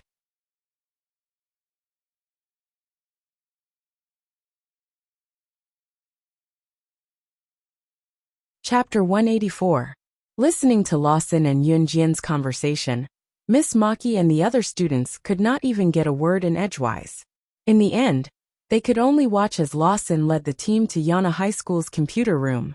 As a native of Country Y, Miss Maki did not object to the little competition between students from both countries. Thus, the group headed to the computer room. Yuni walked beside Yunjian, while Chen Sini followed on Yunjian's left. Xiao Jian, you know how to operate a computer? Yuni was worried about this, so he went closer to his younger sister and asked in a low voice. Don't worry, brother. Yunjian did not explain further, merely smiling with her eyes squinted. Hearing Yunjian's words, Yuni did not ask further despite his worry. Ever since he returned home to celebrate his mother's birthday that week, his younger sister had changed. She was becoming less and less like his younger sister. It was undeniable that he liked his younger sister even more now. Country-Y's Yana High School was an internationally renowned high school with a middle and high school section. There was a computer lesson in Yana High School's curriculum as well. When the group came to the computer classroom, even the more affluent students who had computers at home were surprised by the rows of computers in the classroom. There were so many computers here. They had never seen a computer room with so many computers, so they could not help exclaiming. Yunjian was the only one who was unfazed by the rows of computers in the room. In fact, computers were about to be popularized in Country Z in 1998. Some of the elite schools in Country Z had already started offering computer classes. Longmen City was still developing rapidly, but it was not far from offering computer classes. Little brat from Country Z, you're so short-sighted. Lawson could not help but laugh coldly when he saw this. There was an indescribable sense of ridicule in his words. In spite of it, no one paid any attention to Lawson's grumbling, so he gave up. The computer room here was open. None of the computers were turned off. They were all turned on. This made it convenient for Yana High School's students and teachers, as they could use the computers here anytime they wanted. Since the computers were turned on, the students and teachers did not have to wait for the computers to turn on even if they wanted to use them for a while. Lawson glanced at Yunjian from the corner of his eyes and said in a mocking tone, "Ha, please." Yunjian ignored Lawson's sarcasm and went to a computer under everyone's gaze and sat on the bench. Lawson followed suit and sat in front of the computer beside Yunjian. What are we competing on? Yunjian held the mouse and scrolled up and down and pressed on the keyboard twice before turning to ask Lawson. We're competing to see who's faster. Lawson chuckled. Manipulating and controlling other people's computers, this was a hacker's skill. Lawson cursed in his heart. His computer skills were better than others because he had an uncle who was an expert hacker. He was working in the technical department of one of the top 10 international corporations, Rong and Yao Corporation. He had learned a lot of hacking skills from his uncle, such as sophisticated skills like manipulating other people's computers. Hence, he wanted to compete with Yun Jian in this. Many people probably did not even know how to program other people's computers. What more to control other people's computers? What no one knew was that Lawson's uncle, the hacker expert in Lawson's mind, was working for Rongyao Company, Yun Jian's subordinate, the temptress.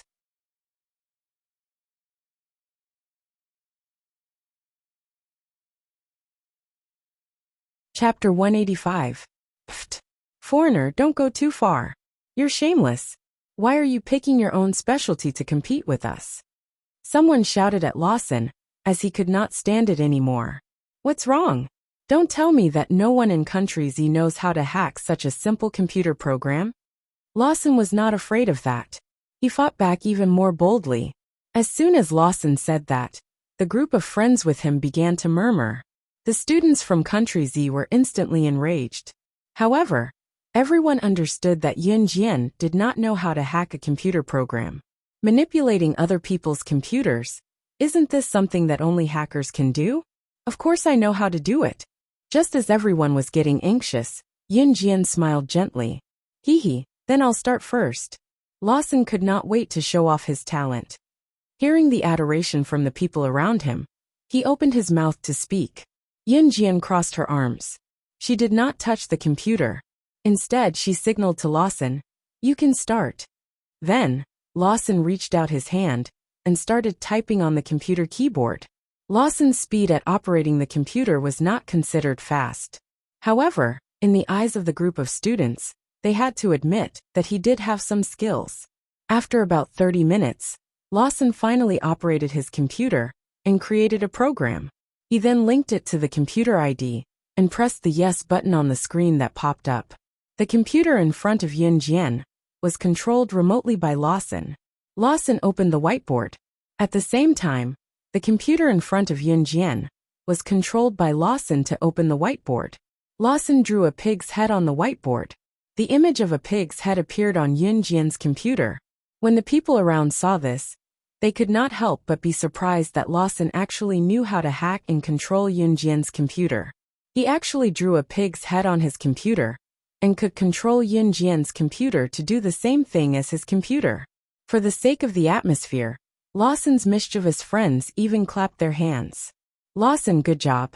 You're the pride of Country Y. A naughty boy echoed. On the other hand, the students from Country Z all had cold expressions on their faces. They had to admit that Lawson was indeed very powerful. But at the same time, they couldn't help but feel angry. The actions of Lawson and his friends were undoubtedly mocking Country Z for having no one. Mocking them for being pigs. Is that all? At this moment, Yun Jian raised her eyebrows. Her pleasant voice echoed throughout the hall. And at the same time, it ruined Lawson's complacency. What do you mean? Lawson's expression changed abruptly. Then he taunted. If you know how to do it, then do it. Lawson was certain that even if Yun Jian knew how to use computers, and had touched them before, she wouldn't know how to operate someone else's computer. This was hacking technology. Would she? How could she?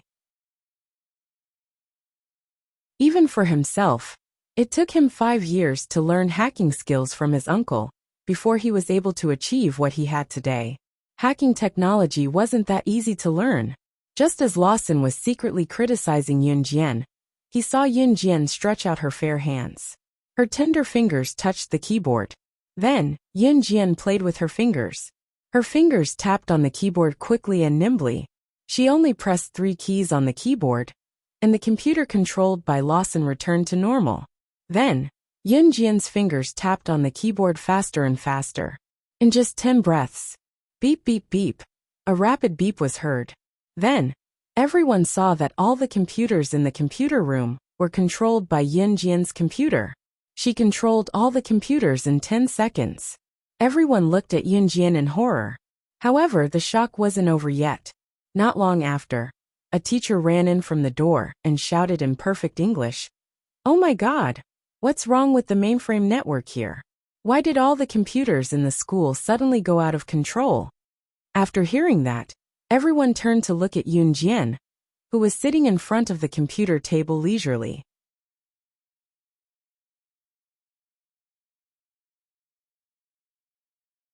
Chapter 186. The teacher who ran in was giving a computer lesson to her classmates next door.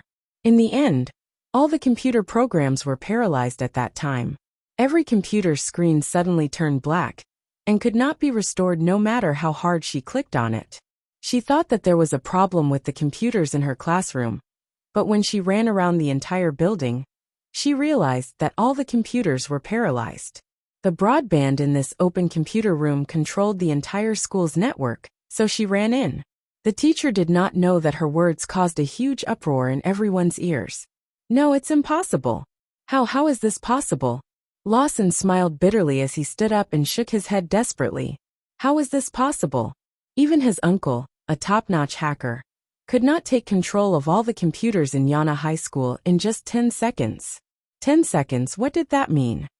Lawson suddenly recalled that his uncle had told him about a person. That person was the top hacker in the world. No one knew her identity, but she was skilled in hacking. As long as she had a computer, she could do anything.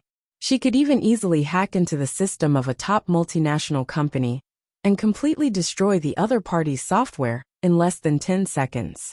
Yunjian's methods were 80% similar to the person Lawson's uncle had mentioned. You. Lawson suddenly pointed at Yunjian and shook his head. Impossible. How can you be that person? Lawson's strange behavior shocked everyone present. Yunjian narrowed her eyes and supported her chin with her hand. She looked at Lawson and suddenly revealed a strange smile. Lawson's aura immediately deflated, and he became completely silent. The group of people around them were shocked, and even looked at Yunjian in horror. In the end, Lawson lowered his eyes as if he had lost all his arrogance. When he looked up at Yunjian again, his eyes were no longer as aggressive as before. You win, Lawson said to Yunjian. Lawson's words made the students from Country Z scream in excitement. Yana High School was an international school, so they came here to study. However, the students of Yana High School had always looked down on them. It was because they came here to learn from a top-notch famous school. It could be considered as them paying respect to the other party. On the other hand, Yunjian's actions just now had viciously regained face for their school, and even for all the Z citizens. It wasn't as if Country Z didn't have people. Yunjian, you're amazing. Chun Sini ran to Yunjian gleefully and gave her a thumbs up. Yunjian just smiled. What Yunjian didn't expect was that Lawson and the others were in awe of her ever since she showed off her computer skills by controlling all the computers. But that was also true. In this world, the winner was the king, and the loser was the bandit. In the following days, Yunjian and the others studied and attended classes with the students of Yana High School. This was what advanced studies were all about. Everyone was here to experience the process of attending a foreign high school. At the same time, everyone here spoke English. Although Yun-yi, Chun-sini, and the others' pronunciation was not standard, they could still communicate with the people in Country Y. In the blink of an eye, it was almost the end of the week's advanced studies. To send off Yunjian and her friends from Country Z, Miss Maki held a small farewell party in a KTV. Teacher Maki had booked a large KTV room. At this moment, everyone was happily gathered here. Yunjian sat on the side as well while Chun Sini stood in the center with a microphone and sang loudly. No one saw Lu Xiuxiu, who sat in the corner with a strange smile on her face. She poured a packet of powder into a glass of red wine and stirred it twice.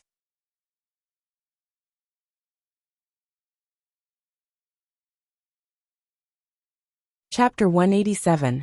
Lu Xiuxiu poured a second glass of red wine and added the same condiments after adding the first glass of red wine. After doing all this, she pretended to be very hesitant and sat in place to wait for a while. Xiuxiu, don't just sit there. Come and play with the rest. Tong Yulan walked over to Lu Xiuxiu out of kindness when she saw her sitting alone in the corner. All the students were currently circling around Yunjian. Lu Xiuxiu, on the other hand, was sitting alone in the corner. Tang Yulan walked over to Lu Xiuxiu out of kindness. She didn't know that Lu Xiuxiu was waiting for her to say that. Yulan.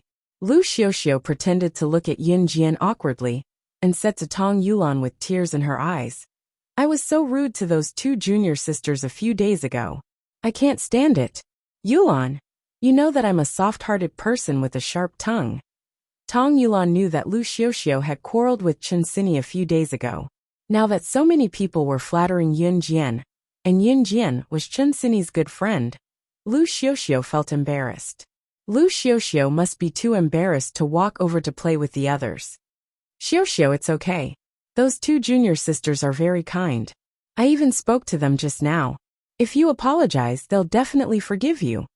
Tang Yulan thought that Lu Xiuxiu was really going to reconcile with Chen Xini and Yin Jian, so she quickly helped her. Lu Xiuxiu rolled her eyes at Tang Yulan in disdain. She secretly cursed Tang Yulan for hooking up with Chen Xini and Yin Jian behind her back. However, Lu Xiuxiu pretended to be harmless. She blinked her eyes and tried to squeeze out tears. Yulan, how about this? I have 2 glasses of red wine here. Give them to the 2 girls. If they agree to drink it, I'll apologize to them in person. Lu Xiuxiu pushed the 2 glasses of red wine to Tang Yulan as she spoke. Don't tell them that I poured the red wine for them. I'm afraid that they won't drink it if they find out. Lu Xiuxiu was afraid that Tang Yulan would say that, so she continued. Because I feel that if I apologize to them after they drink the red wine I poured for them, the chances of them forgiving me will be higher. Don't you think so, Yulan? Tang Yulan was intimidated by Lu Xiuxiu. She really thought that Lu Xiuxiu was going to apologize sincerely. Good. Then it's settled, Xiuxiu. Tang Yulan thought that Lu Xiuxiu had changed, so she quickly took the 2 glasses of red wine and ran towards Yin Jian and Chen Xini. At this moment, Lu Xiuxiu revealed a strange smile. She took out her phone from her trouser pocket and sent a text message to an account. Are you ready? I'll call them out later. You guys block them at the door. Capture him for me. Yin Jian had already sensed that the pair of eyes in the corner had been staring at her and Chen Xini for a long time, until Tang Yulan came over with 2 glasses of red wine and handed them to Yin Jian and Chen Xini. Junior sisters, you must be tired, right? I poured the red wine for you. Have a sip. Tang Yulan's innocent look was hard to reject. Yin Jian and Chen Xini picked up the glasses of red wine. Chen Xini finished it in one gulp.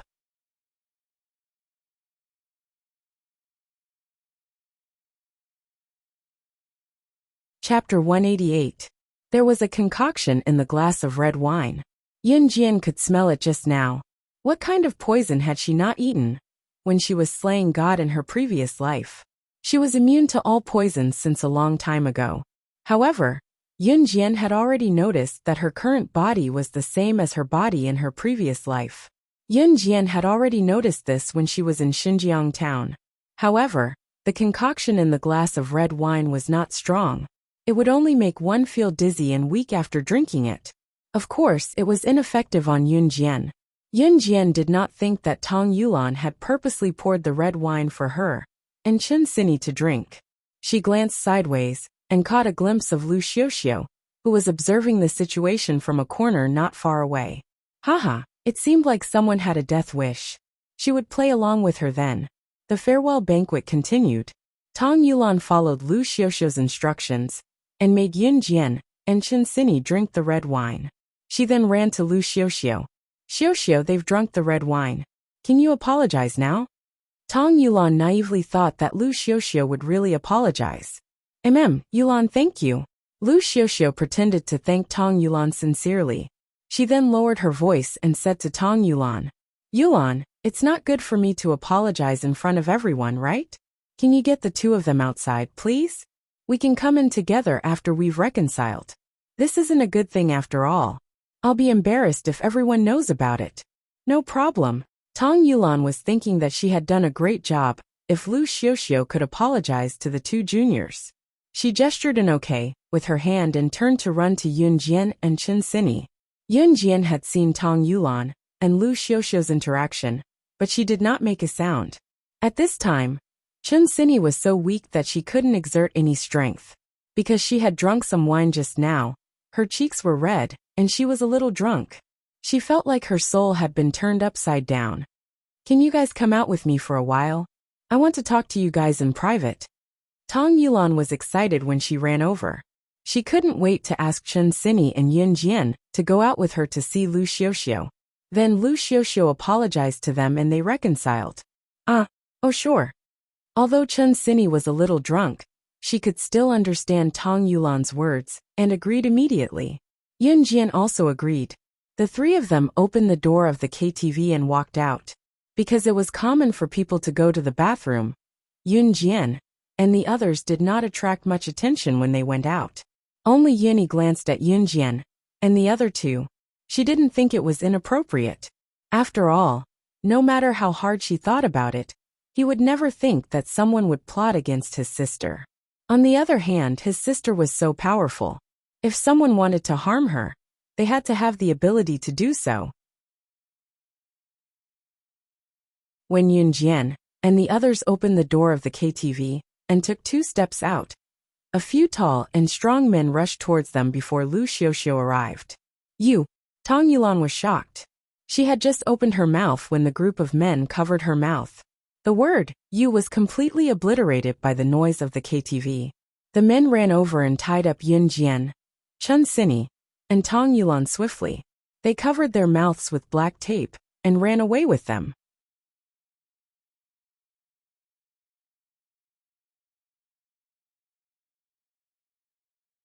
Chapter 189. These men were obviously trained, and most likely specialized in this line of work. Hence, they were very experienced. Yun Jian didn't resist, and the men tied her hands and feet easily. Yun Jian and the other 2 girls couldn't make a sound because their mouths were covered with black tape. They were dragged out of the KTV. Even if there were passers-by who saw them, they wouldn't help them. After all, no one wanted to get into trouble. After dragging Yun Jian and the other 2 girls out of the KTV, the men threw them into a van and drove away. Everything seemed to be done stealthily, but in fact there were many loopholes. Oh. Tong Yulan widened her eyes in horror. She was terrified. She had brought Chun Sini and Yun Jian to look for Lu Xiuxiu at the entrance, so that Lu Xiuxiu could apologize to the 2 girls. What was going on now? Why would someone kidnap them? He had to admit that Tong Yulan was very naive and stupid. Until now, she still hadn't connected the dots. Shut up. One of the men shouted at Tong Yulan when he saw her struggling. He spoke in Chinese. These men were from country Z. Tong Yulan was frightened when the man shouted at her. She had never seen such a scene before. She was so scared that tears flowed down her cheeks. On the other hand, Chun Sini didn't make a sound. She didn't show any panic or fear. Yun Jian, on the other hand, looked calm and relaxed. She didn't look like she was being kidnapped, but was taking a ride in the car. The van quickly turned around countless corners and stopped in a gloomy wilderness. Capture all of them. The man who shouted at Tong Yulan just now seemed to be the leader of the group. He ordered his men. Then Yun Jian and the other 2 girls were pushed down from the van. Yun Jian and the other 2 girls stood in a row. The burly leader dug his nose and waved his hand. The other 2 burly men next to him tore off the black tape covering the trio's mouths one after another. Who are you guys? Tong Yulan widened her eyes and sobbed in fear. Who are we? Ha ha ha. We're here to *CK you guys up. The man laughed out loud and sized up Yun Jian and the other 2 girls. Yun Jian, Chun Sini, and Tong Yulan had exquisite looks. They were so beautiful that they had their own advantages. Moreover, they had exquisite figures and slim figures. The coarse man and his group were itching just by looking at it. You can't do this. We have no grudges. Tong Yulan was already sobbing. No grudges? Haha, little sister. You can only blame yourself for trusting others too easily. Originally, you weren't part of our plan. But since you're here, you're out of luck today. The coarse man said as he unbuckled the belt around his waist. The man's words had a deeper meaning. Initially, they only wanted to catch Yun Jian and Chun Sini. However, in order to prevent Tong Yulan from telling on them, they caught her as well. Big brother, the camera is ready.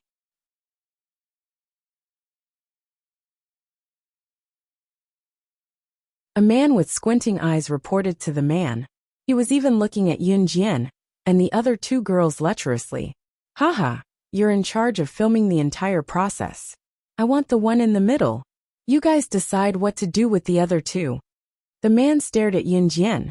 He unbuckled his belt and walked toward Yunjian. He looked extremely perverted. Yunjian's looks were the most exquisite among the three of them. Are you sure you want me? Yunjian raised her brow and asked the man in return. The man was stunned. Clearly, he did not expect Yunjian to not be afraid. However, he did not think too much about it. Instead, he walked toward Yunjian with a sneaky smile. Little beauty, it's you. You can't escape. I took a liking to you today because of your... Before he could say the word honor, the man suddenly stopped in his tracks. He had already taken off his pants. Right now, he was only wearing his underwear. The reason why he stopped in his tracks was that Yunjian removed the ropes that tied her hands and feet and stood up. Chapter 190. No one saw that Yunjian had just flipped her hands behind her back, and a blade appeared in her hands. She cut the rope with the blade, and the weak rope broke. Are you talking about this? Yunjian stood up with an evil smile. She picked up the rope that was tied to her, but she cut it with one hand. You tied it too loosely, and it broke by itself. Yunjian blinked and raised her eyebrows. After saying that, she threw the rope directly to where the coarse man and the others were. Tied it too loosely? How is that possible? The coarse man exclaimed. Just now he was afraid that they would break free from the rope. So when he was in the car, he deliberately checked the tightness of the rope. Even if it was a bull, it wouldn't be able to break free from the rope, let alone the drugged Yunjian. How did she do it? Obviously, the coarse man and the others all thought that Yunjian and Chun Sini were drugged. Even if they had the strength of a bull, their bodies would definitely be weak at this time. But why didn't Yunjian have any trace of being drugged? Now it's time to settle our accounts. Yunjian clasped her hands together, and the bones of her two hands made a crisp GG sound. The coarse man and the others were frightened when they heard it. Hee, so what if you broke free from the rope? The coarse man and the others quickly realized that Yunjian was just a little girl. So what if she wasn't drugged? So what if she broke free from the rope? Could it be that a group of big men couldn't beat this little girl? The coarse man secretly cursed. After he took turns with the three of them, he would record a video and send it to Lu Xiuxiu. And then he would receive a commission. So, what did it mean even if Yunjian untied herself? Little beauty, if you know what's good for you, then come over yourself. Big brother promises to treat you well. Otherwise, Big brother will make you regret being born. The coarse man rubbed his hands and smiled evilly. The coarse man didn't know that his words touched Yunjian's bottom line. Yunjian had never been a soft-hearted person. She could not accept that this boorish man was using words to flirt with her. More importantly, would slaying God regret being born? Hee. It had been a long time since she had heard such interesting words. The last person who said this had already gone to hell. The grass on his grave should be 10 feet tall. Yunjian admitted that she might try to keep a low profile in Longmen City or in school. However, once she left Country Z, she could no longer keep a low profile. Heh. Yunjian snorted softly. Her sudden outburst of hostility made the coarse man feel a chill run down his spine. However, due to his pride as a man, he still stood in the same spot and proudly raised his neck. After Yunjian spoke, she suddenly walked towards the coarse man. She walked very slowly, but it made people feel frightened. The coarse man gulped subconsciously. You, what are you doing? Since you like doing this so much, I'll cripple you. Yunjian narrowed her eyes. When she came to the coarse man, she suddenly picked up her pace. While the coarse man was still in a daze, Yunjian sent him flying with a kick. At the same time, she flung out a shiny dagger. Everyone was stunned by the dagger that she had conjured out of nowhere. In the next second, the coarse man's heart-wrenching scream rang in everyone's hearts. Ah, ah, ah, mine, mine. Everyone turned around and saw the burly man clutching his crotch. His crotch was covered in dark red blood. Seeing this, the men present clamped their thighs together. Chapter 191. Yunjian's dagger pierced through the vulgar man's genitals. She wanted him to die without any descendants. The men who were with the vulgar man all looked at Yunjian in horror. There was no longer any desire for a beauty in their eyes. Instead, it was as if they had seen a devil. No, Yunjian was the devil. As for what Yunjian said, no one dared to doubt her anymore. We were wrong. We were wrong. Please spare our lives, heroine. The first to beg for mercy was the man who had prepared the camera and was in charge of recording the video. The moment the man begged for mercy, the surrounding men, who were working under the vulgar man, also started begging for mercy. What a joke! Even the vulgar man was kicked away by Yunjian and cut off his genitals with a swing of the dagger. He didn't even have a chance to struggle. They weren't fools. If they didn't beg for mercy now, did they really want to wait for their genitals to be cut off and die without any descendants? Yunjian ignored the group of men. She turned around to untie Chun Sini and Tong Yulan, who was looking at her in horror. Chun Sini had been kidnapped once before. This time, it was probably because Yunjian was around, so she wasn't that afraid. On the contrary, it was Tong Yulan's first time witnessing Yunjian's methods. After she was untied, she was still in a daze. Yunjian untied the two of them and stood in the middle of the group of men who were begging for mercy. At this moment, she didn't seem like an ordinary junior high school girl. Instead, she seemed like a high and mighty king. You guys worked together with him to deal with me just now. Why shouldn't I kill all of you like how I killed him? Yunjian exuded a vicious aura. She pointed at the vulgar man who had fainted and was rolling on the ground and said. As she spoke, she raised her hand, and a sharp dagger appeared in her hand. Everyone was shocked that Yunjian could magically produce a dagger. At the same time, the men couldn't help but clamp their legs together as they recalled the scene just now. No, no. The man with the camera just now shouted twice. Then he rolled his eyes and cunningly thought of a way to save himself. He shouted at Yunjian, "As long as you let us go, I'll tell you who wants to harm you." Yunjian was well aware of who was trying to harm her. However, in order to let an innocent girl like Tong Yulan know the truth, Yunjian pretended that she didn't know anything. She asked, "Who is it?" "Yes, it's a girl named Lu Xiuxiu." Boom. Sure enough, when Tong Yulan heard the truth, her mind exploded. She suddenly recalled the scenes from before. Xiuxiu, how could it be her? Why does she want to harm us? Tong Yulan's face turned pale, her expression extremely ugly. Yunjian only wanted to let Tong Yulan know that she shouldn't be too naive. Otherwise, she wouldn't even know that she had been cheated by the people around her. She had no intention of comforting Tong Yulan or anything else. She curled her lips and looked at the group of men in front of her. With a faint smile, she said, "It's not impossible for me to let you go, as long as you do something for me." In the KTV private room, when Yuni saw that his younger sister hadn't returned after going out for so long, he asked a girl to help him check the ladies' room. At this moment, he had already grabbed his jacket and went out to look for her.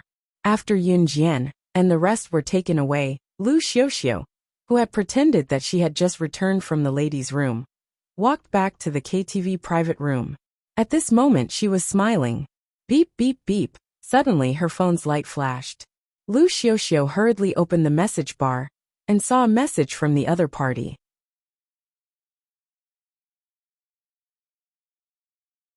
Chapter 192. Seeing that the matter was settled, Lu Xiuxiu immediately stood up. She casually found an excuse to walk out of the KTV and rushed to the hotel where the message came from. At this time, Lu Xiuxiu only knew that the matter was settled. She didn't even think about why the group of men wanted to give her the video in the hotel. She went there full of joy. She couldn't wait to see the video of Chun Sini, who dared to go against her, and Chun Sini's beautiful and delicate friend, Yunjian, who she always disliked, being raped by men.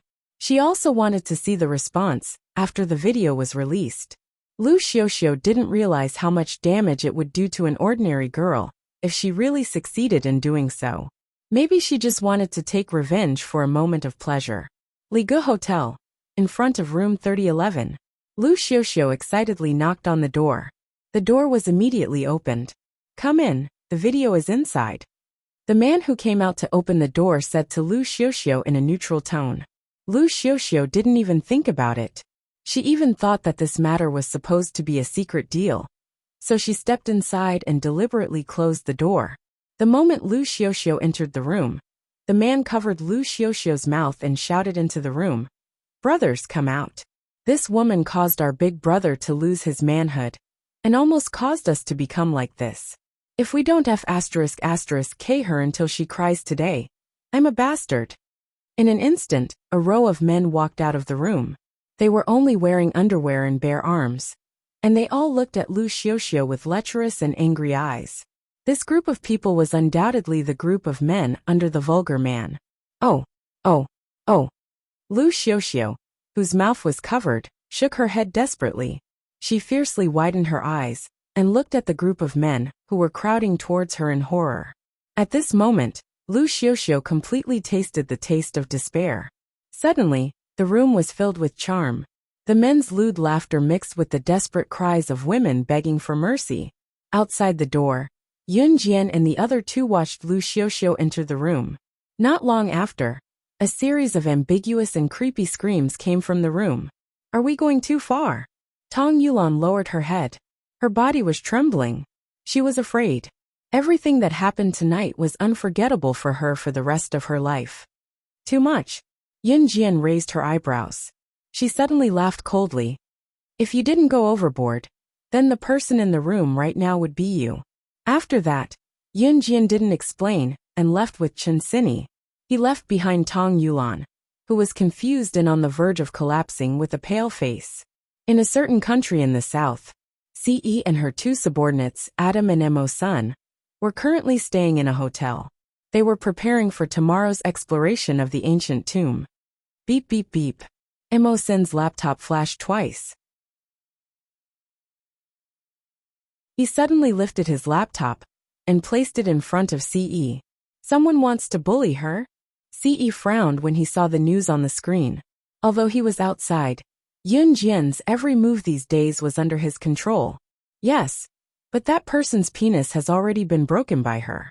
That woman has also received her retribution," Mo Sun reported indifferently. Ce suddenly stood up. When he heard that someone wanted to bully Yun Jian, his anger spread through his entire body. "Only his penis has been broken? Send someone to kill that group of people. As for that woman, sell her to a brothel. Since she likes to be a prostitute, let her be a prostitute for life."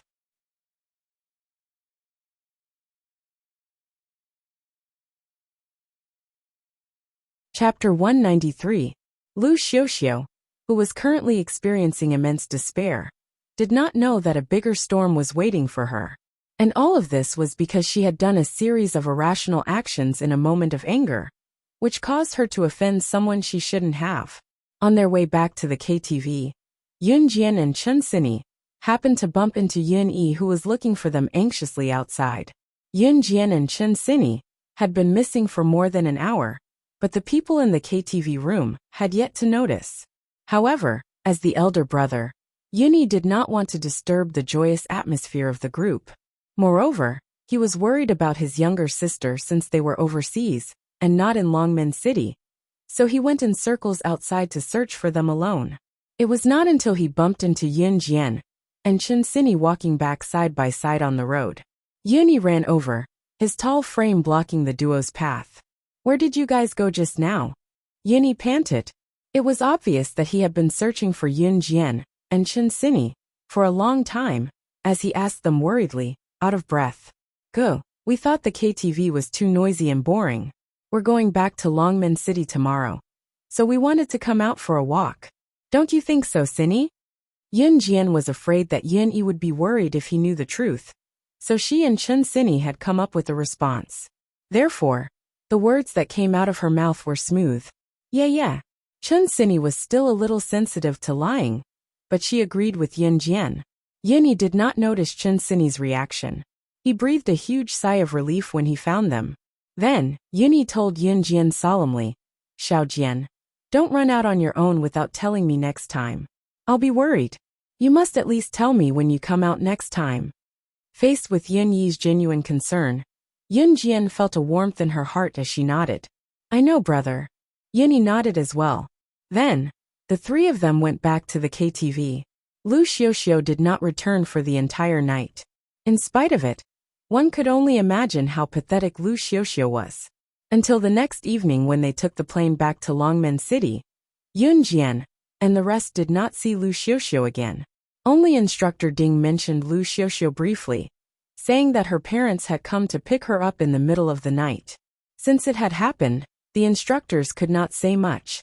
In addition, Lu Xiuxiu's presence was not prominent, so other than Yunjian, Chen Sini and Chen Sini who knew about it, no one else was interested in discussing it. Before boarding the plane, Lawson brought his mischievous brothers to send Yunjian off. He vowed to Yunjian, next time Lawson will win against you. Yunjian found someone like Lawson who was brave enough to take responsibility for his actions and never played tricks behind people's backs. She simply replied, I'll be waiting. After that she narrowed her eyes. The moment they boarded the plane back to Country Z, it was the end of their week-long study abroad. Of course, the students learned a lot from it. They were deeply enlightened during this period of study abroad. When they returned to Longmen City, the school gave Yunjian, Chen Sini and the rest a few days off, so that they could have time to recuperate and rest. Hence, Yunjian had been loitering in the military training camp and at home these days. At the same time, she quickly found Lu Haoze, the boy who knew that she had hypnotized him.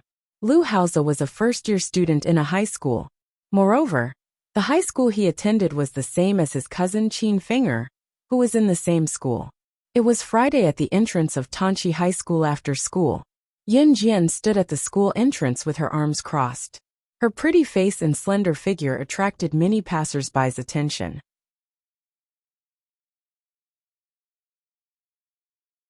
Chapter 194. Yunjian watched as batch after batch of students walked out of the school gate with their heavy backpacks. She waited for about 5 minutes before a group of boys walked out of the school gate. Among the boys, there was a handsome and childlike boy who stood out the most. Lu Haoze, who was standing in the middle of the group, also couldn't help but look shy and childish. Lu Haoze. Yunjian walked over and waved at him. When Yunjian called out, not only Lu Haoze, but also the group of unfamiliar boys next to him, all looked at Yunjian. Seeing that Yunjian was a standard beauty, some of the more active boys started to tease Lu Haoze. Yo, where did this little beauty come from? Lu Haoze, the little beauty is calling you. Why didn't you reply? A tall and thin boy standing next to Lu Haoze teased him. Lu Haoze's cheeks instantly flushed red. He was so shy that even the tips of his ears turned red. He couldn't even say a word to explain himself. He only looked up at Yunjian for a moment, then quickly lowered his head and asked in a small voice, why are you looking for me?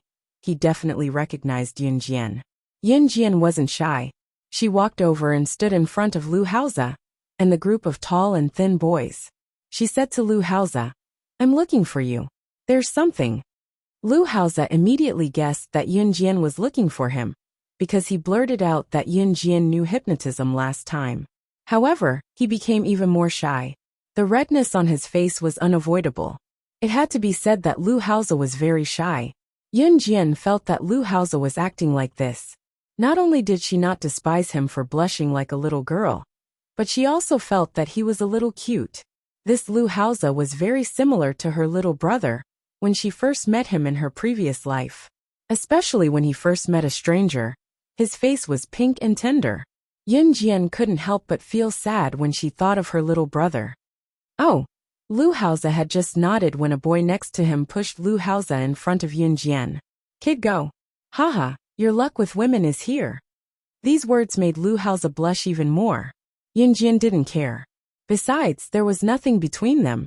It was normal for puberty students to be entangled in the love between men and women. If a girl went to look for a boy, or a boy went to look for a girl, it would be seen as an unusual relationship. Although Yunjian was only 16 years old in her previous life, her mind was not as young as it was now. This was a feeling that only those who had lingered on the edge of life and death would deeply understand. In the end, Lu Haoze followed Yunjian to an empty corner. Yun Jian looked at Lu Haozi, who lowered his head shyly, and asked him directly, "You should know why I'm looking for you." Although Lu Haozi was a little shy, he was a smart child. He nodded and said, "Do you want to know how I can tell that you know hypnotism?" Lu Haozi spoke cautiously, but it had to be said that this child was very smart. Yun Jian nodded. She curled her lips and revealed a charming smile. "That's right. So you can choose to tell me directly, or you can choose not to tell me. But even if you don't tell me, I will know." Other than the secret of the sandalwood box, there was nothing that she couldn't find out. Lu Haozi's slender fingers rubbed against each other for a long time. Finally, he gathered his courage and looked at Yun Jian. "I choose to tell you that I also know hypnotism. This is a technique that has been passed down in my family for generations. We have never told outsiders. I saw that you also used hypnotism that day, so I couldn't control myself and shouted. Because the hypnotism that you use seems to be very powerful. Even the most powerful elder in my family can't compare to 1/10 of you." Chapter 195. For some reason, when Yun Jian heard Lu Haozi say that his family elder's old friend used the same hypnotism technique as her, she suddenly thought of the old man who taught her these skills in her previous life. She actually didn't know what that old man was called, where he came from, or where he was now. This matter had actually happened many years ago. When she met the old man in her previous life, she was only 10 years old. She unintentionally saved his life when she was 10 years old. In the next 2 years, the old man taught Yun Jian everything he had learned throughout his life. However, he disappeared without a trace. But in Yun Jian's heart, this old man was like her life's enlightenment mentor. Perhaps without this old man, she wouldn't have achieved what she had in her previous life. "Do you know where your elder's old friend is now?" Yun Jian raised her eyebrows. Although her tone was as calm as usual, her heart was already in turmoil. She suspected that the old man was Lu Haozi's family elder's old friend. Lu Haozi slowly spoke under Yun Jian's expectant gaze. In the end, he only shook his head apologetically and lowered his head. "I don't know." The sparkle in Yun Jian's eyes dimmed as well. In her previous life, she used her power to find the old man, but it was as if the old man had never appeared in this world. He completely disappeared without a trace. But our family's elders might know something. Lu Haozi's next words reignited Yun Jian's hope. "Really?" Yun Jian stared at Lu Haozi's young face and asked. Lu Haozi's face turned red again. He said evasively, Really? If you want to know, I can take you to see the elder of my family. However, he has gone to the countryside and won't be back for a while. When he comes back, I'll ask you to go find him." "Okay, it's a deal." Yun Jian narrowed her eyes. Then, she loosened her eyebrows and looked at Lu Haozi with a faint smile. She continued, "Then let me formally introduce myself.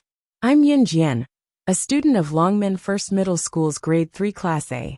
When your elder comes back, you can come to our school directly to find me." Lu Haozi nodded his head again, agreeing to it. What a shy child. Yun Jian touched her chin, and couldn't help but sigh in her heart. Although Lu Haozi was older than Yun Jian treated him as a younger brother. A period of time, Yun Jian rested at home for a few days. She received news that Zhang Jifan's arrangement of the shop's renovation was coming to an end. This was much faster than planned. Once the shop's arrangements were completed, Yun Jian planned to officially start importing cars for sale. For the next few days, whenever there was a break, Yun Jian would strengthen her training in the military training camp. Since she had some free time this weekend, Yun Jian planned to accompany Qin Yiru to buy some winter clothes or cotton shoes for her. Qin Yiru's clothes were old and worn out. Who knew how many years these clothes had been worn? Even the color of the clothes had faded. Yun Jian claimed that she went out to do some temporary work when she was free. She said that she wanted to experience life better. Claiming that she had received her salary, she dragged Qin Yiru to a clothing store that was rather expensive, but had nice and high-quality clothes to pick out some clothes.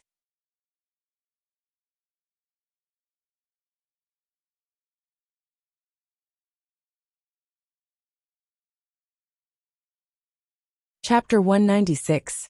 Qin Yuru was comforted but melancholy at the same time. She blamed herself for not being able to give her son and daughter a decent life.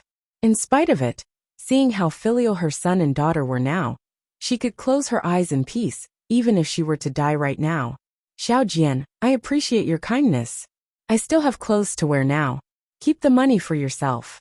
Qin Yuru pushed and shoved Yun Jian, but was eventually dragged into the clothing store. Mom, I earned this money. I can spend it however I want. Now that I'm buying clothes for you, you have to accept it even if you don't want to. Yun Jian pressed her lips into a smile and pulled Qin Yuru into the store. Yun Jian looked more like an ordinary, well-behaved girl who only knew how to be filial to her elders. Qin Yuru felt warm inside when she heard Yun Jian's words. Then I'll buy one piece of clothing. Just one piece, no more. Qin Yuru finally relented, afraid that Yun Jian would buy more clothes for her, so she spoke first. The interior of the clothing store was quite beautiful, but it was because of the store's decorations that people would think that the items in the store were not cheap. That was why Qin Yuru emphasized that she would only buy one piece of clothing. Just one set. One piece of clothing, a pair of pants, and a pair of shoes. I want you to wear the entire set of clothes I bought. That's the only way. Yun Jian snuggled up to Qin Yuru and shook her hand as she spoke coquettishly with a grin. You child. Qin Yuru tapped Yun Jian's forehead. There was indescribable affection in her tone, but she still acquiesced in comfort. Yun Jian would only show her childish side in front of Qin Yuru. Hello, how can I help you? The store's attendant was a polite person. When she saw Yun Jian and Qin Yuru walk in, she did not mind that Yun Jian and Qin Yuru were dressed plainly, and went over to greet them politely. Mom, see if there's anything you like. Yun Jian turned to Qin Yuru. Qin Yuru nodded, and did not reject her daughter's kindness, choosing a few pieces of clothing that she liked to try on. In the end, she decided to buy the cheapest piece of clothing in the pile. Yun Jian did not say much. She paid and left after the attendant sent her off respectfully. Then, Yun Jian bought a pair of pants and a pair of shoes for Qin Yuru from another store. Mom, I'll carry the bags, Yun Jian said and snatched the 3 bags. Qin Yuru was even more gratified when she saw this. Yun Jian and Qin Yuru were about to leave the mall and walk out. This was a shopping mall. The mall was divided into many levels and sold different things on each level. It could be said that it had everything. At this moment, Yun Jian and Qin Yuru were walking down the stairs on the 2nd floor. Ah! Murder! Murder! At this moment, there was a sudden scream from the entrance. Because there was a lot of people in the mall, it was difficult to turn around and walk away, let alone run away. At this moment, there was a sudden scream from the crowd. Many people did not see the situation at the entrance clearly, and began to panic. Yun Jian and Qin Yuru could see 3 or 4 masked men in black rushing in from where they were standing. These men each had a watermelon knife in their hands. They stabbed and slashed at anyone they saw. These criminals seemed to have appeared suddenly, and at the same time, they caught everyone off guard.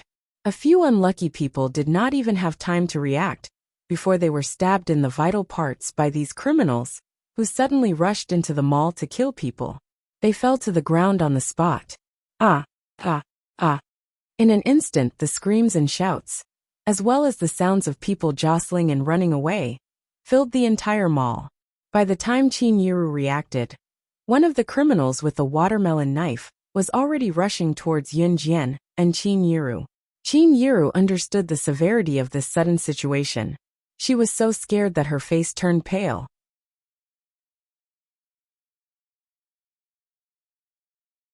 Chapter 197. Out of motherly instinct, the first thing that came to Qin Yuru's mind, when she was caught in such a dangerous situation, was not that Yun Jian's unusual skills could save her. It was that she wanted to save her daughter. Therefore, she instinctively pushed Yun Jian away while she stood where she was. Even if she had to die, she had to buy time for her daughter to escape. The scene was already in a state of panic. Everyone was running away like headless flies. No one dared to stand up and fight with the criminals. Yun Jian's docile gaze shifted abruptly as malice exploded in her eyes. Seeing that the criminal was about to stab Qin Yuru, who was closest to him with a long watermelon knife. Yunjian pulled Qin Yiru behind her without a second thought. Qin Yiru shrieked when she saw it. Xiaojian no. She thought that Yunjian was going to take the knife for her. Qin Yiru's shriek was soon drowned out by the chaotic screams. No one around them noticed the commotion, as they were busy running for their lives. Realizing that the criminals were going on a killing spree, the crowd was eager to push everyone around them away to block the criminals, so that they could have time to escape. Clang! Before Qin Yiru could snap out of her wails, Yunjian had already kicked away the watermelon knife in the criminal's hand. Help! Help! Sob! A well-dressed woman who ran past Qin Yiru shrieked and grabbed Qin Yiru, pushing her toward the criminal who was slashing at her. The criminals killed everyone they saw, stabbing and slashing anyone who was in front of them. Seeing that she was about to be caught by the criminals, the woman pushed Qin Yiru away in fear, so that she had time to escape. You're asking for it. When the woman pushed Qin Yiru toward another criminal who was chasing her, Yunjian had just kicked away the watermelon knife in the criminal's hand. With a low growl, rage engulfed her. Seeing that the knife in the criminal's hand was about to plunge into Qin Yiru's heart, the woman squeezed her way to the back of the crowd and ran away, looking terrified. Qin Yiru was shielded behind Yunjian and pulled out by the woman. She felt like her heart was in her throat. Part of it was because he was worried that Yunjian had just defended him from the robber. Another reason was that the other robber's blade was already inches away from him. She could even feel the arrival of the Grim Reaper. However, in the next second, Yunjian dashed over. She pulled Qin Yiru away and blocked the knife for Qin Yiru with her hand. Qin Yiru was suddenly pulled away by the woman to block the knife. Yunjian did not react in time, and it was too late for her to react. Therefore, she used her fastest speed to pull Qin Yiru away again. In order to prevent Qin Yiru from getting hurt, she used her own hand to block the knife. In addition, the criminal's watermelon knife had already cut Yunjian's arm. In an instant, fresh blood spurted out. Yunjian's eyes instantly darkened. She was not a god. In her previous life, she had killed all her enemies, but she herself was also covered in blood. She had not experienced this kind of hurt in a long time. The feeling of her skin being cut open and her flesh being torn apart reminded her of the feeling of killing. You want to kill my mother? I'll take your lives. A murderous aura erupted from Yunjian's body. The blood that flowed from her arm dripped onto the ground, but she did not even look at it. She looked at the group of criminals with a murderous aura. At this moment, even the criminals who had killed until they were numb to it were all stunned. When the surrounding people who had run far away came back to their senses, they could see a young girl with blood flowing from her arm, looking at the group of criminals with a murderous expression. Was she not afraid of this group of murderous criminals? Chapter 198. Xiaojian. When Qin Yiru saw the blood flowing down Yunjian's arm, she ran over in a panic, wanting to grab Yunjian's arm to stop the bleeding. Yunjian stopped her, shielding Qin Yiru behind her silently, as she looked at the criminals, who were all looking at her with watermelon knives in their hands. Those who were almost killed, but Yunjian's situation had attracted the criminals' attention. All of them took the chance to escape madly. Within seconds, there was no one left on the first floor. Except for the first few people who were killed on the ground, and whose life or death situation was unknown. Since the mall only allowed entry and exit, meaning that there was only one entrance, the second, third, and fourth floors of the mall were crowded with people.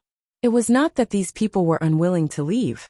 On the contrary, no one was willing to stay and watch the gory scene. In spite of it, none of them could escape. The only exit of the mall was now guarded by a group of murderous criminals.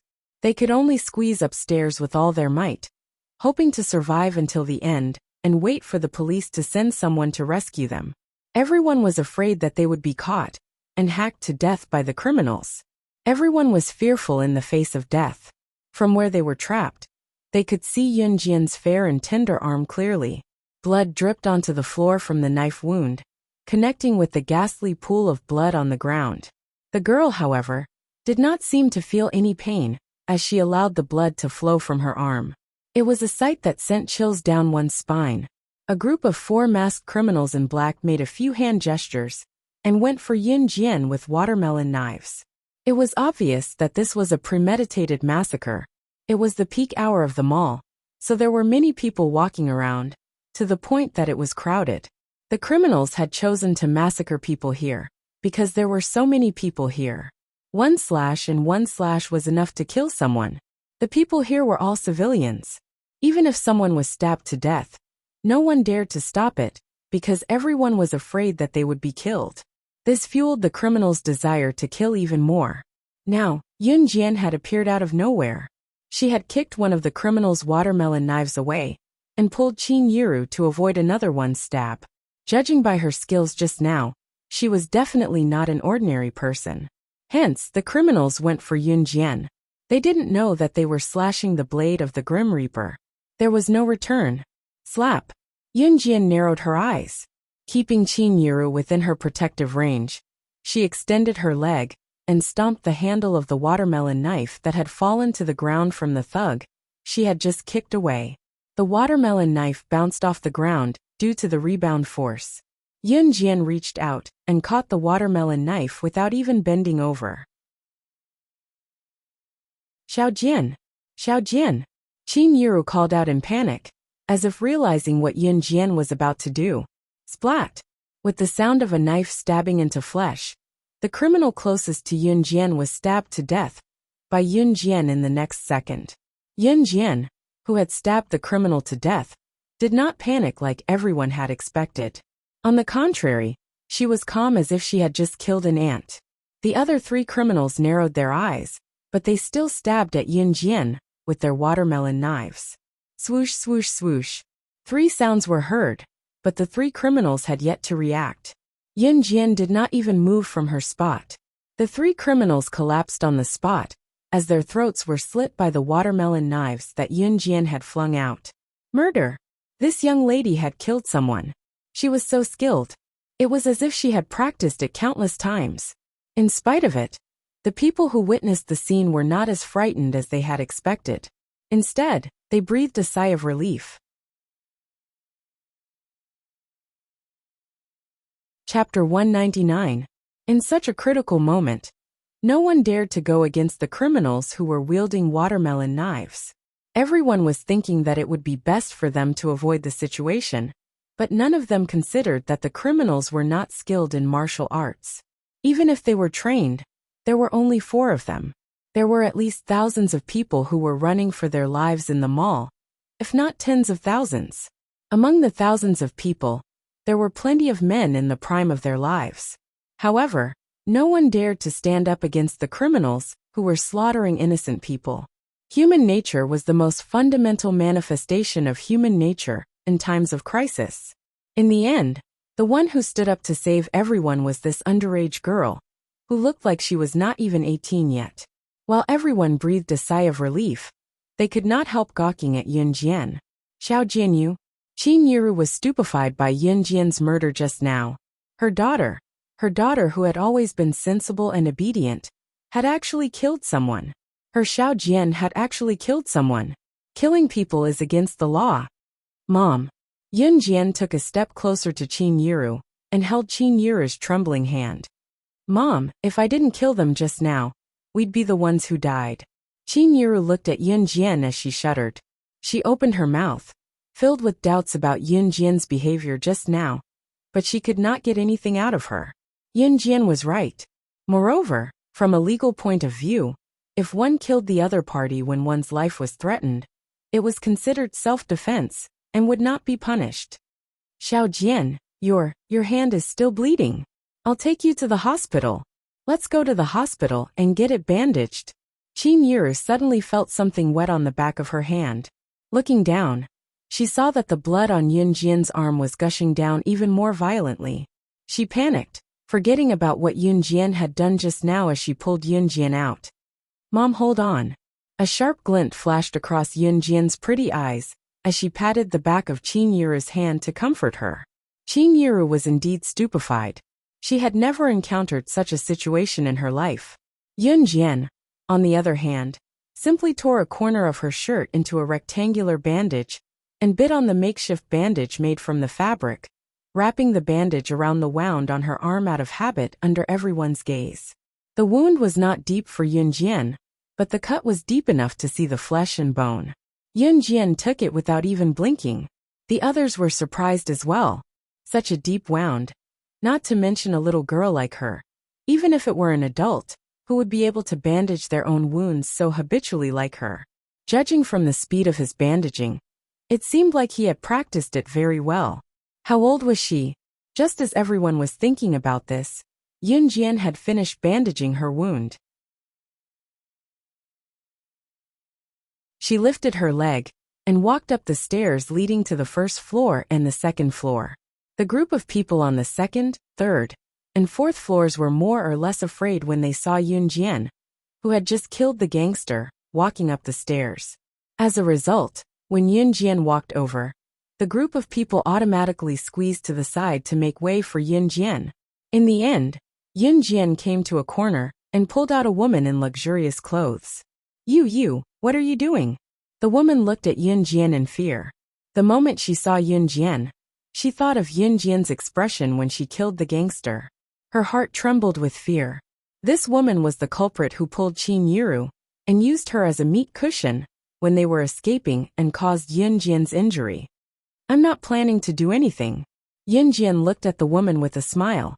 She smiled strangely, and in the next second, a fiery slap landed on the woman's face, making a loud noise in this place where no one dared to make noise.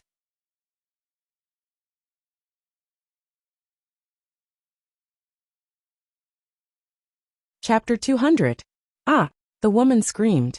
She was wearing a designer coat and carrying a Chanel bag. It was obvious that she was from a wealthy family. At this moment, she was slapped by Yunjian. Yunjian's slap was not light. After the woman was slapped, she coughed violently. Something seemed to have fallen from her gums. The woman covered her mouth and coughed desperately. It was a white tooth. This woman's tooth was broken by Yunjian. But seeing Yunjian do this, the people present did not even dare to fart. This little girl had just killed someone. She had killed someone. Who would dare to interfere in this matter? My tooth. When the woman saw that it was her white tooth that was exposed in her hand, she felt dizzy and almost screamed and fainted. The woman raised her eyes and glared at Yunjian fiercely. Then she insulted her. Who do you think you are? Do you know who I am? How dare you hit me?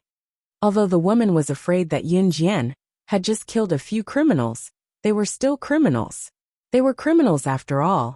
If Yunjian did not kill them, they would kill more innocent people.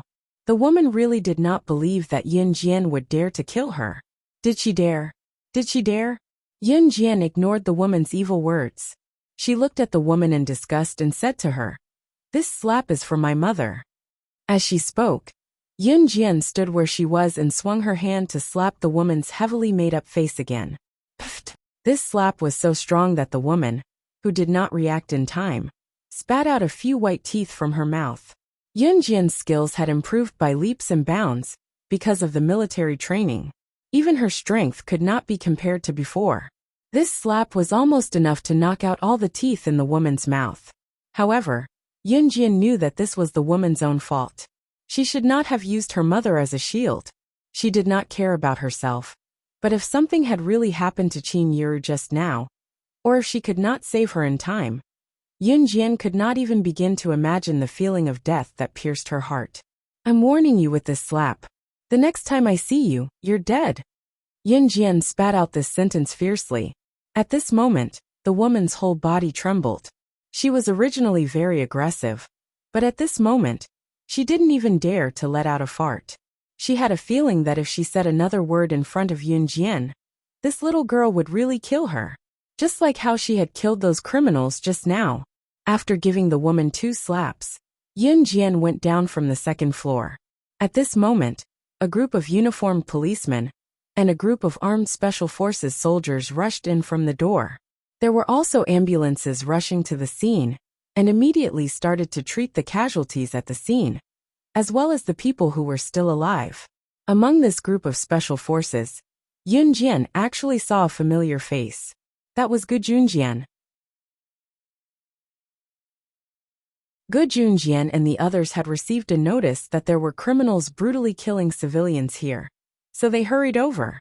They had received orders from their superiors to immediately kill those criminals on the spot. However, they did not expect to see all the criminals dead the moment they entered the door. Unexpectedly, they also found Yun Jian here. Yun Jian and Gu Junjian exchanged glances. At this moment, a fat police officer holding a notebook and a pen walked in front of Yun Jian and asked her, "What happened just now? Who killed these criminals?" The woman was still afraid of Yun Jian and did not dare to say a word. Now that the policeman had appeared, she was confident again. She was no longer afraid of Yun Jian and seemed to have forgotten Yun Jian's warning.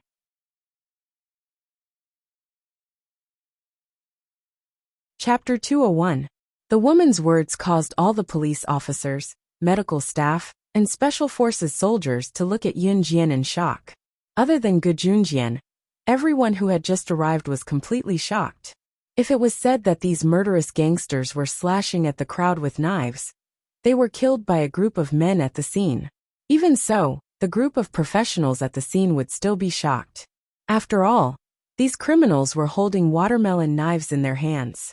If an ordinary person fought against them with their bare hands, it would be very easy for them to be stabbed. It could even threaten their life at any time.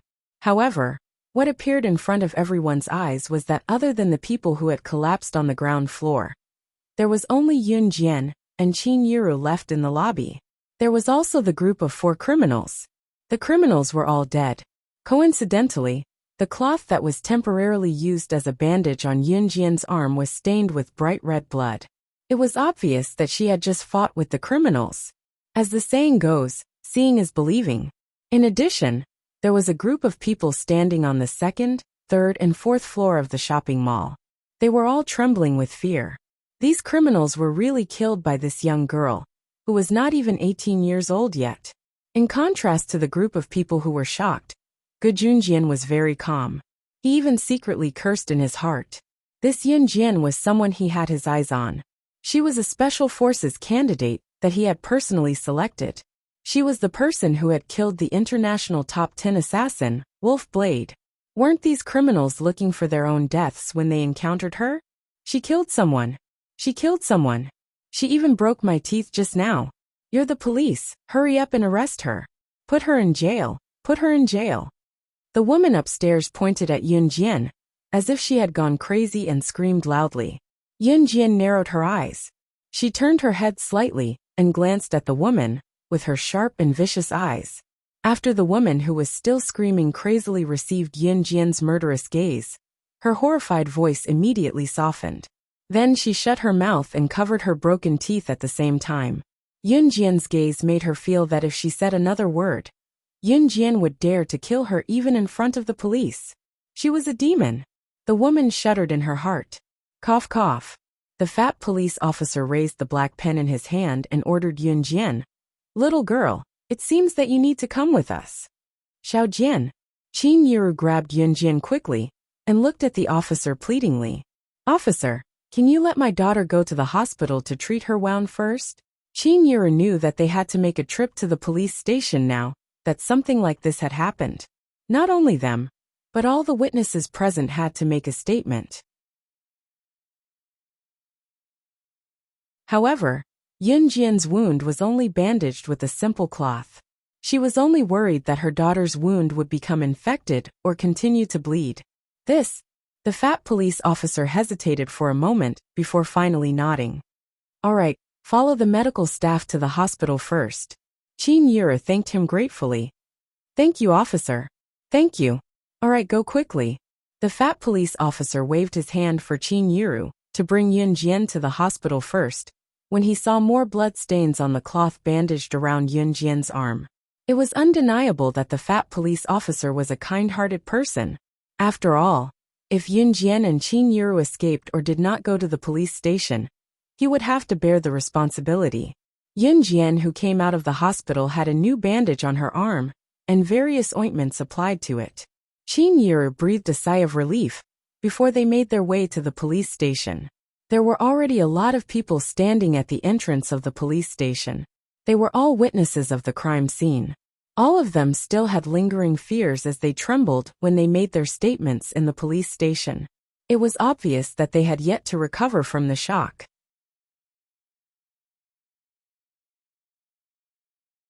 Chapter 202. When Gu Junjian saw Yun Jian walking over with Qin Yiru, he glanced at the wound on her hand and asked, "Is your injury okay?" He had obviously heard from the other witnesses that Yun Jian was injured because she was trying to save Qin Yiru. Otherwise, with Yun Jian's skills, she would not have been injured at all. However, in that situation, Yun Jian was able to save Qin Yiru from a knife that was inches away from her. Her skills were definitely top-notch. Just by listening to the witnesses, Gu Junjian knew that if he had been in Yun Jian's shoes, even if he had used his own life to save Qin Yiru's life, or to push Qin Yiru away, he would not have been able to do so. Yun Jian was indeed the person who had killed Wolfblade, who was ranked 10th on the assassin ranking. "It's okay." Yun Jian smiled lightly and introduced Qin Yiru to Gu Junjian. "This is my mother." Oh. Gu Junjian looked at Qin Yiru curiously after hearing that. He saw that there was still a trace of lingering fear on her tired face. He just wanted to see who this woman was who could give birth to such an amazing daughter like Yun Jian. "Mother, this is the captain of the military special forces." Yun Jian did not plan to hide anything as she pointed at Gu Junjian and immediately introduced him. She just did not point out that Gu Junjian was the captain of the advanced special forces. Advanced Special Forces soldiers were different from ordinary Special Forces soldiers. The Advanced Special Forces that Gu Junjian was in was not only a team that directly belonged to the country, but more importantly, those who could enter the Advanced Special Forces were definitely influential figures in the country. Gu Junjian was the captain of such a powerful team. Even so, in Qin Yiru's eyes, Gu Junjian was already a big shot. Qin Yiru was puzzled as to why her daughter knew such a big shot. She couldn't help but greet Gu Junjian politely. "Nice to meet you." Since it was someone her daughter knew, she could not refute Xiao Jian. Gu Junjian nodded. He also looked at Qin Yiru in a friendly manner and revealed a meaningful smile. "Yes, nice to meet you. Your daughter is very outstanding." Gu Junjian sighed from the bottom of his heart. Qin Yiru was also stunned. "You're here? It's your turn to give your statements. Come in." At this moment, the fat police officer saw that Yun Jian and Qin Yiru had returned, so he walked over to greet them. As a result, their conversation ended abruptly, and Yun Jian and Qin Yiru entered the police station. Gu Junjian followed them in as well. Gu Junjian was the captain of the Advanced Special Forces. His position was high, so he could enter and leave the police station freely. The process of recording Yun Jian's statement was much more complicated than the other witnesses. After all, it was a fact that Yun Jian had killed someone. It was unknown what Gu Junjian had told the police officers, but Yun Jian left the station after giving her statement. She did not even have to deal with the tedious matters. Qin Yiru, who left the police station, was even more confused. She asked the same question she had just now. "Xiao Jian, how do you know such a big shot like the Special Forces officer?" Actually, Qin Yiru had many questions she wanted to ask. Why did her daughter change so much? "Mom, actually, I've joined the Special Forces. I'm already a candidate for the Special Forces." Yun Jian blinked and suddenly confessed when they walked past a deserted area with no one around.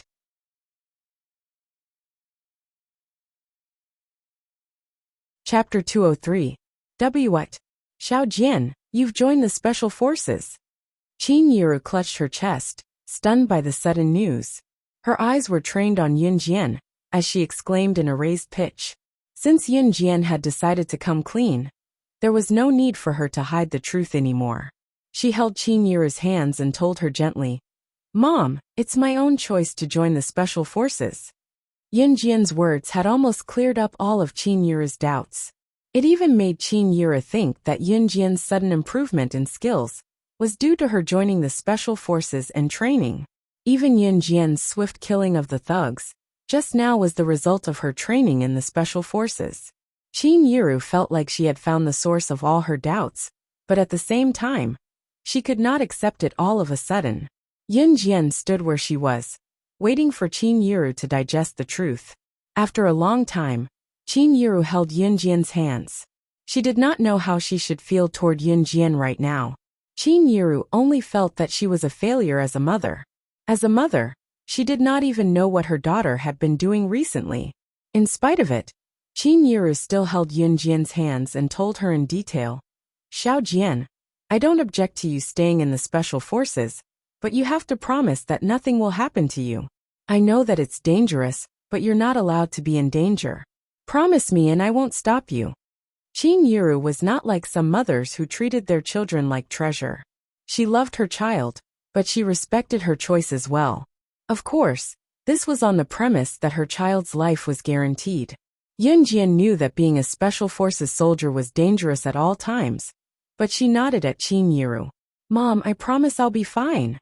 Being a special forces soldier was dangerous, but it paled in comparison to the various organizations she had to come into contact with in her past life.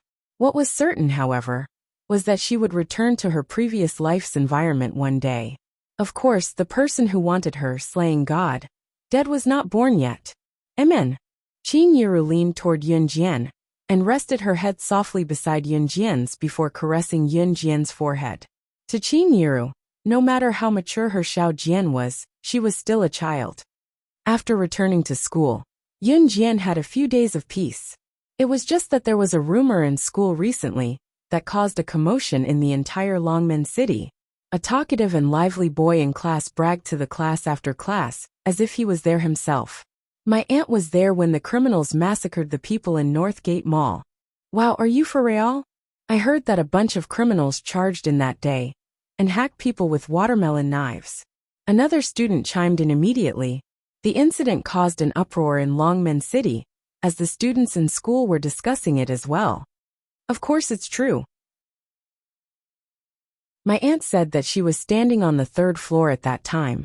She thought that she was done for. But guess what? In the end, they were all killed by a 15-year-old girl. F*ck, the girl's that strong." Someone else chimed in when the boy bragged just now. Yunjian, the main character of the conversation who had just returned from the washroom, happened to pass by the students who were talking enthusiastically. "Hey, Xiao Jian, I remember that you went to Northgate Mall to buy clothes with your mom that day too, right?" Chen Xinyi was engrossed in the boy's story. She suddenly recalled that Yunjian had told her that Yunjian had accompanied her mother to Northgate Mall to buy clothes, so she mentioned it.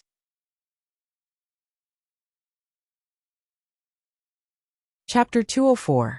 Hey, if that's the case, Yunjian, you were there when the incident happened that day? One of the students couldn't hide his excitement and hurriedly asked Yunjian. Everyone in the class wanted to know the answer to this question. Although the boy who was bragging just now said that his aunt was there, that was what he heard from his aunt.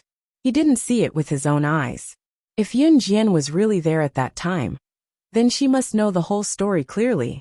In fact, Chen Xinyi also wanted to know what happened at the mall. However, she inadvertently made Yunjian the center of attention in the class. She winked at Yunjian apologetically. Yunjian was in a good mood at the moment. She smiled back at Chen Xinyi, and then looked into the pairs of expectant eyes in the class. She nodded and said, "That's right, I was there." "Then hurry up and tell us. What happened that day?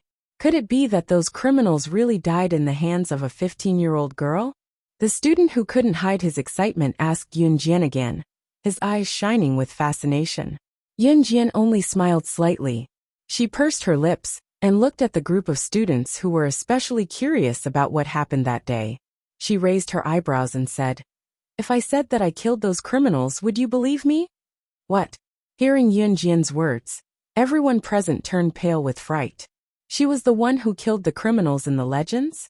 Opening their eyes again, Yunjian was indeed 15 or 16 years old. The girl who killed the criminals in the rumors was also around this age. Could it be that she really killed those criminals? Just kidding. In the next second, Yunjian dissolved the tense atmosphere at the scene. Yunjian's half-true and half-false words made the students present relax. However, if she really killed someone, how could she come back to school so quickly? Even if she didn't, she would be locked up by the police for a few days. The group of students immediately dispersed noisily. Chen Sini and Zhang Xiaofeng, on the other hand, ran over to surround Yun Jian after the group left. Jian Jian, you must have killed those criminals, right? Chen Sini went to Yun Jian and asked softly. Zhang Xiaofeng, on the other hand, looked at Yun Jian with admiration. Yun Jian nodded subtly and looked at Zhang Xiaofeng, asking, Did you train when I wasn't here? Yes. Of course, master, I've been training very hard. Zhang Xiaofeng, who was called out, put away his deep admiration for Yun Jian and flexed his muscles, gesturing at Yun Jian in a funny way. Zhang Xiaofeng and Chen Sini were slowly getting used to Yun Jian's unbelievable performance. After all, the two of them had witnessed enough of the things that had happened before. So, master, when are you going to teach me something better? Zhang Xiaofeng gestured again and went up to her with a grin. We'll talk about it after you've mastered the chopstick throwing. Yun Jian pressed her lips together slightly and smiled subtly. Chopstick throwing was a skill she had Zhang Xiaofeng practice. It was actually very simple. He placed an empty beer bottle on the ground and got Zhang Xiaofeng to toss the empty beer bottles in the distance with his chopsticks. Toss one beer bottle after another would count. The movement sounded simple, but when Zhang Xiaofeng practiced it more and could easily throw the chopsticks into empty beer bottles far away, his basic skill would be more or less there. Although the movement sounded simple, many moves were closely related to it. Especially when it came to firearms, aiming was the most important point. Just like chopstick throwing, one throw and one go-in would be accurate, while a gun required one to aim and shoot.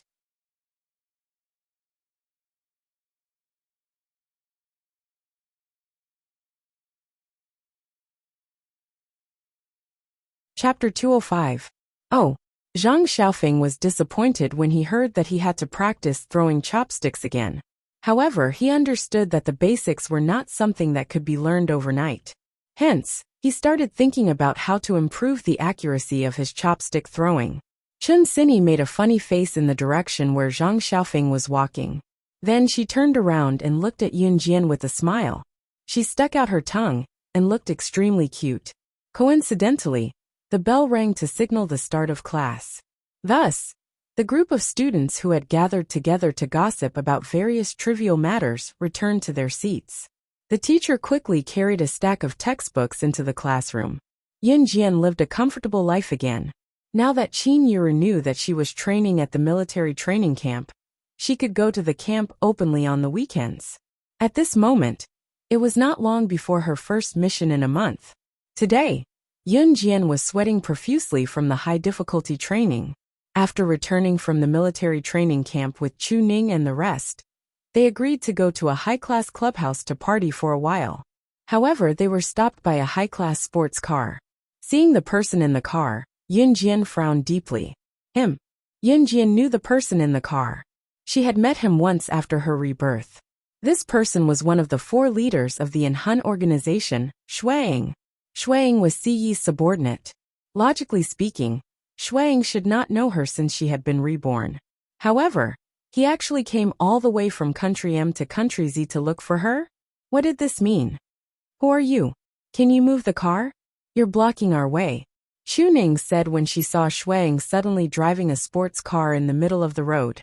It was normal for her to say this. After all, this was a pedestrian area. Shuang deliberately drove the car here to block their way.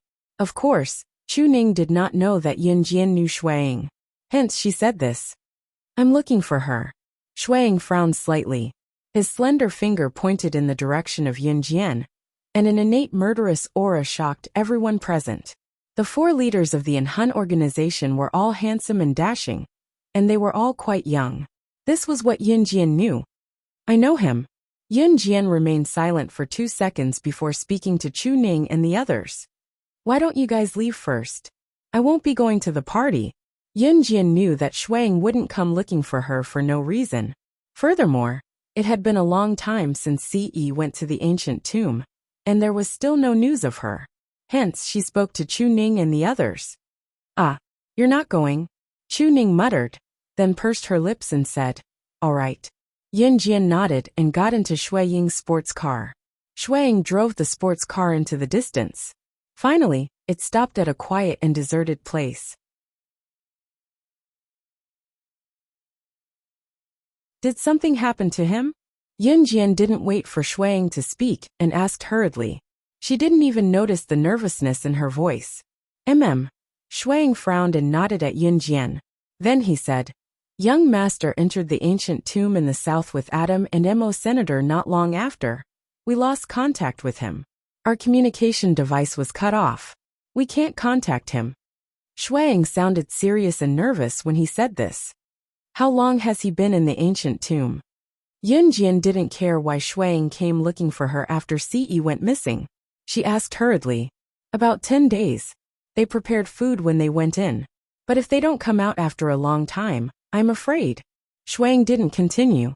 However, even Shuang, one of the 4 leaders of an Hun organization, was so serious. Yunjian knew that this matter was serious. The sandalwood box and the ancient tomb in the south. What secrets did it hold? She gritted her teeth, paused, and said to Shuang, I'll go back and prepare. Do you want to go to the ancient tomb with me?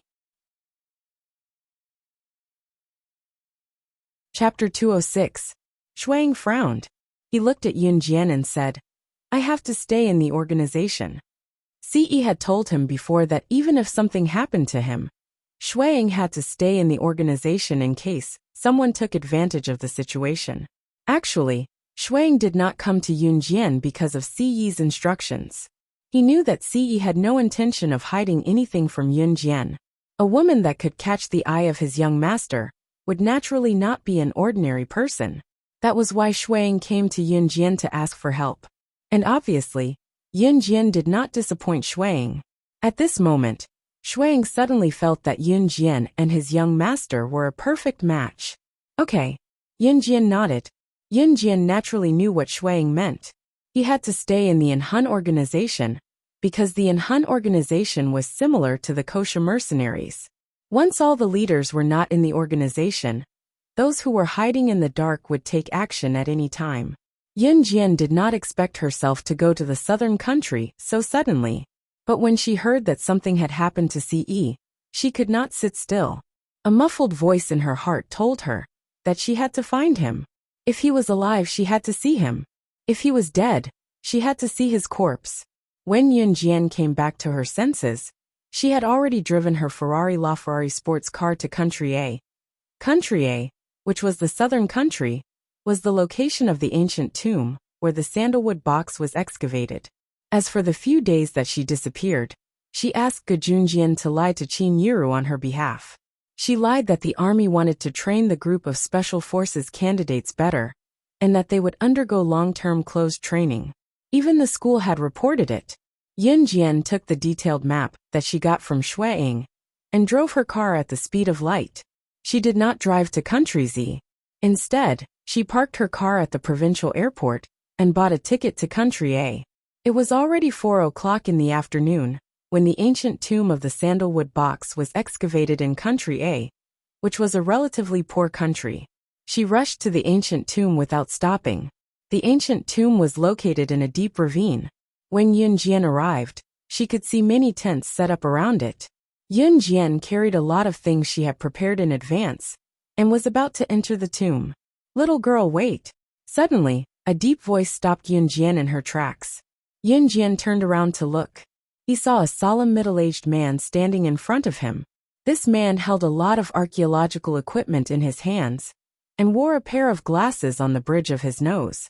Looking at the group of people standing behind the middle-aged man, as well as their attire and appearance, there was no doubt that they were an archaeological team. The appearance of the sandalwood box and the rumor that the ancient tomb was only accessible attracted experts and scholars from all over the world, as well as archaeologists. Even famous figures from all over the world came one after another. However, not many people entered the tomb.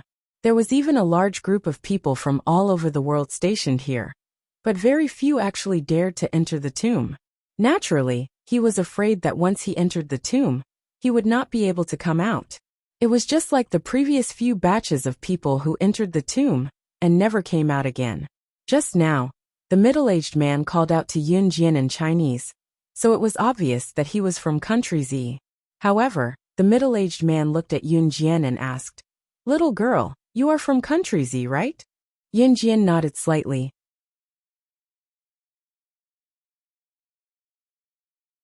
Chapter 207. The Flying Dragon Archaeological Team enjoyed a great reputation in country Z. Even some people who weren't in the circle knew about them. Yu Bufan, and the group of people behind him, were the members of the mysterious Flying Dragon Archaeological Team.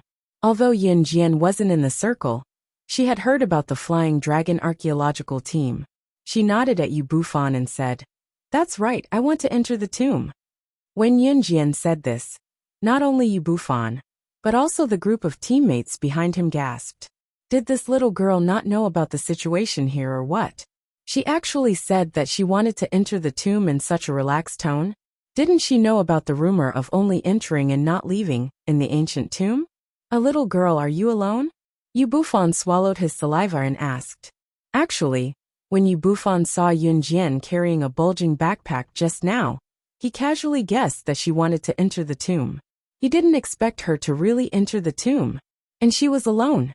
"My name is Yunjian. I'm alone." Yunjian wasn't in a hurry to leave as she said this to Yu Bufan.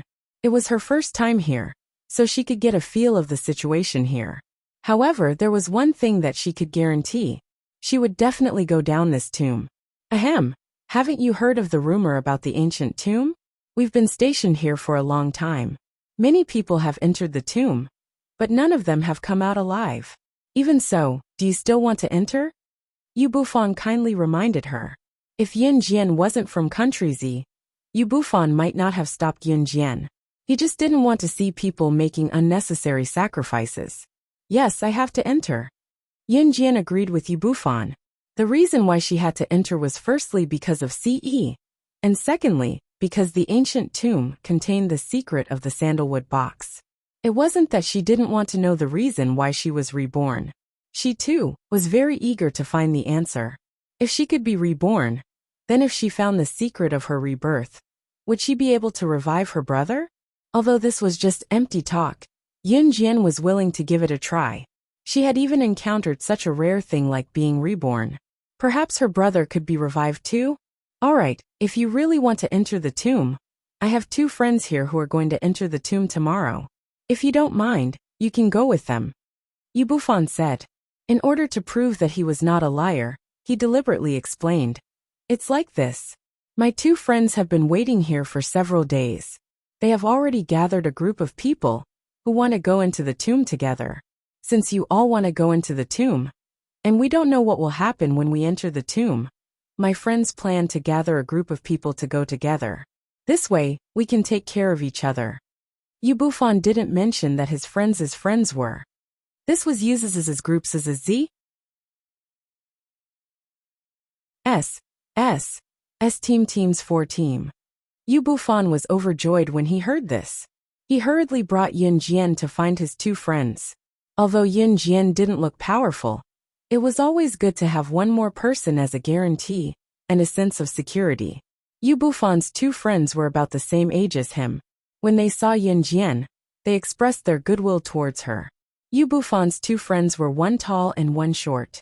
The tall and thin one was called Bojan, while the short and fat one was called Fuexian. You're tuning in to the Li Mei's Sword of Destiny YouTube channel. We're so grateful for your support, and don't forget to subscribe to join us on this incredible journey through captivating stories. Your generosity through donations truly makes a world of difference, as it's the primary source of revenue that allows me to expand and enhance this channel for you. Thank you from the bottom of my heart for being a part of this adventure.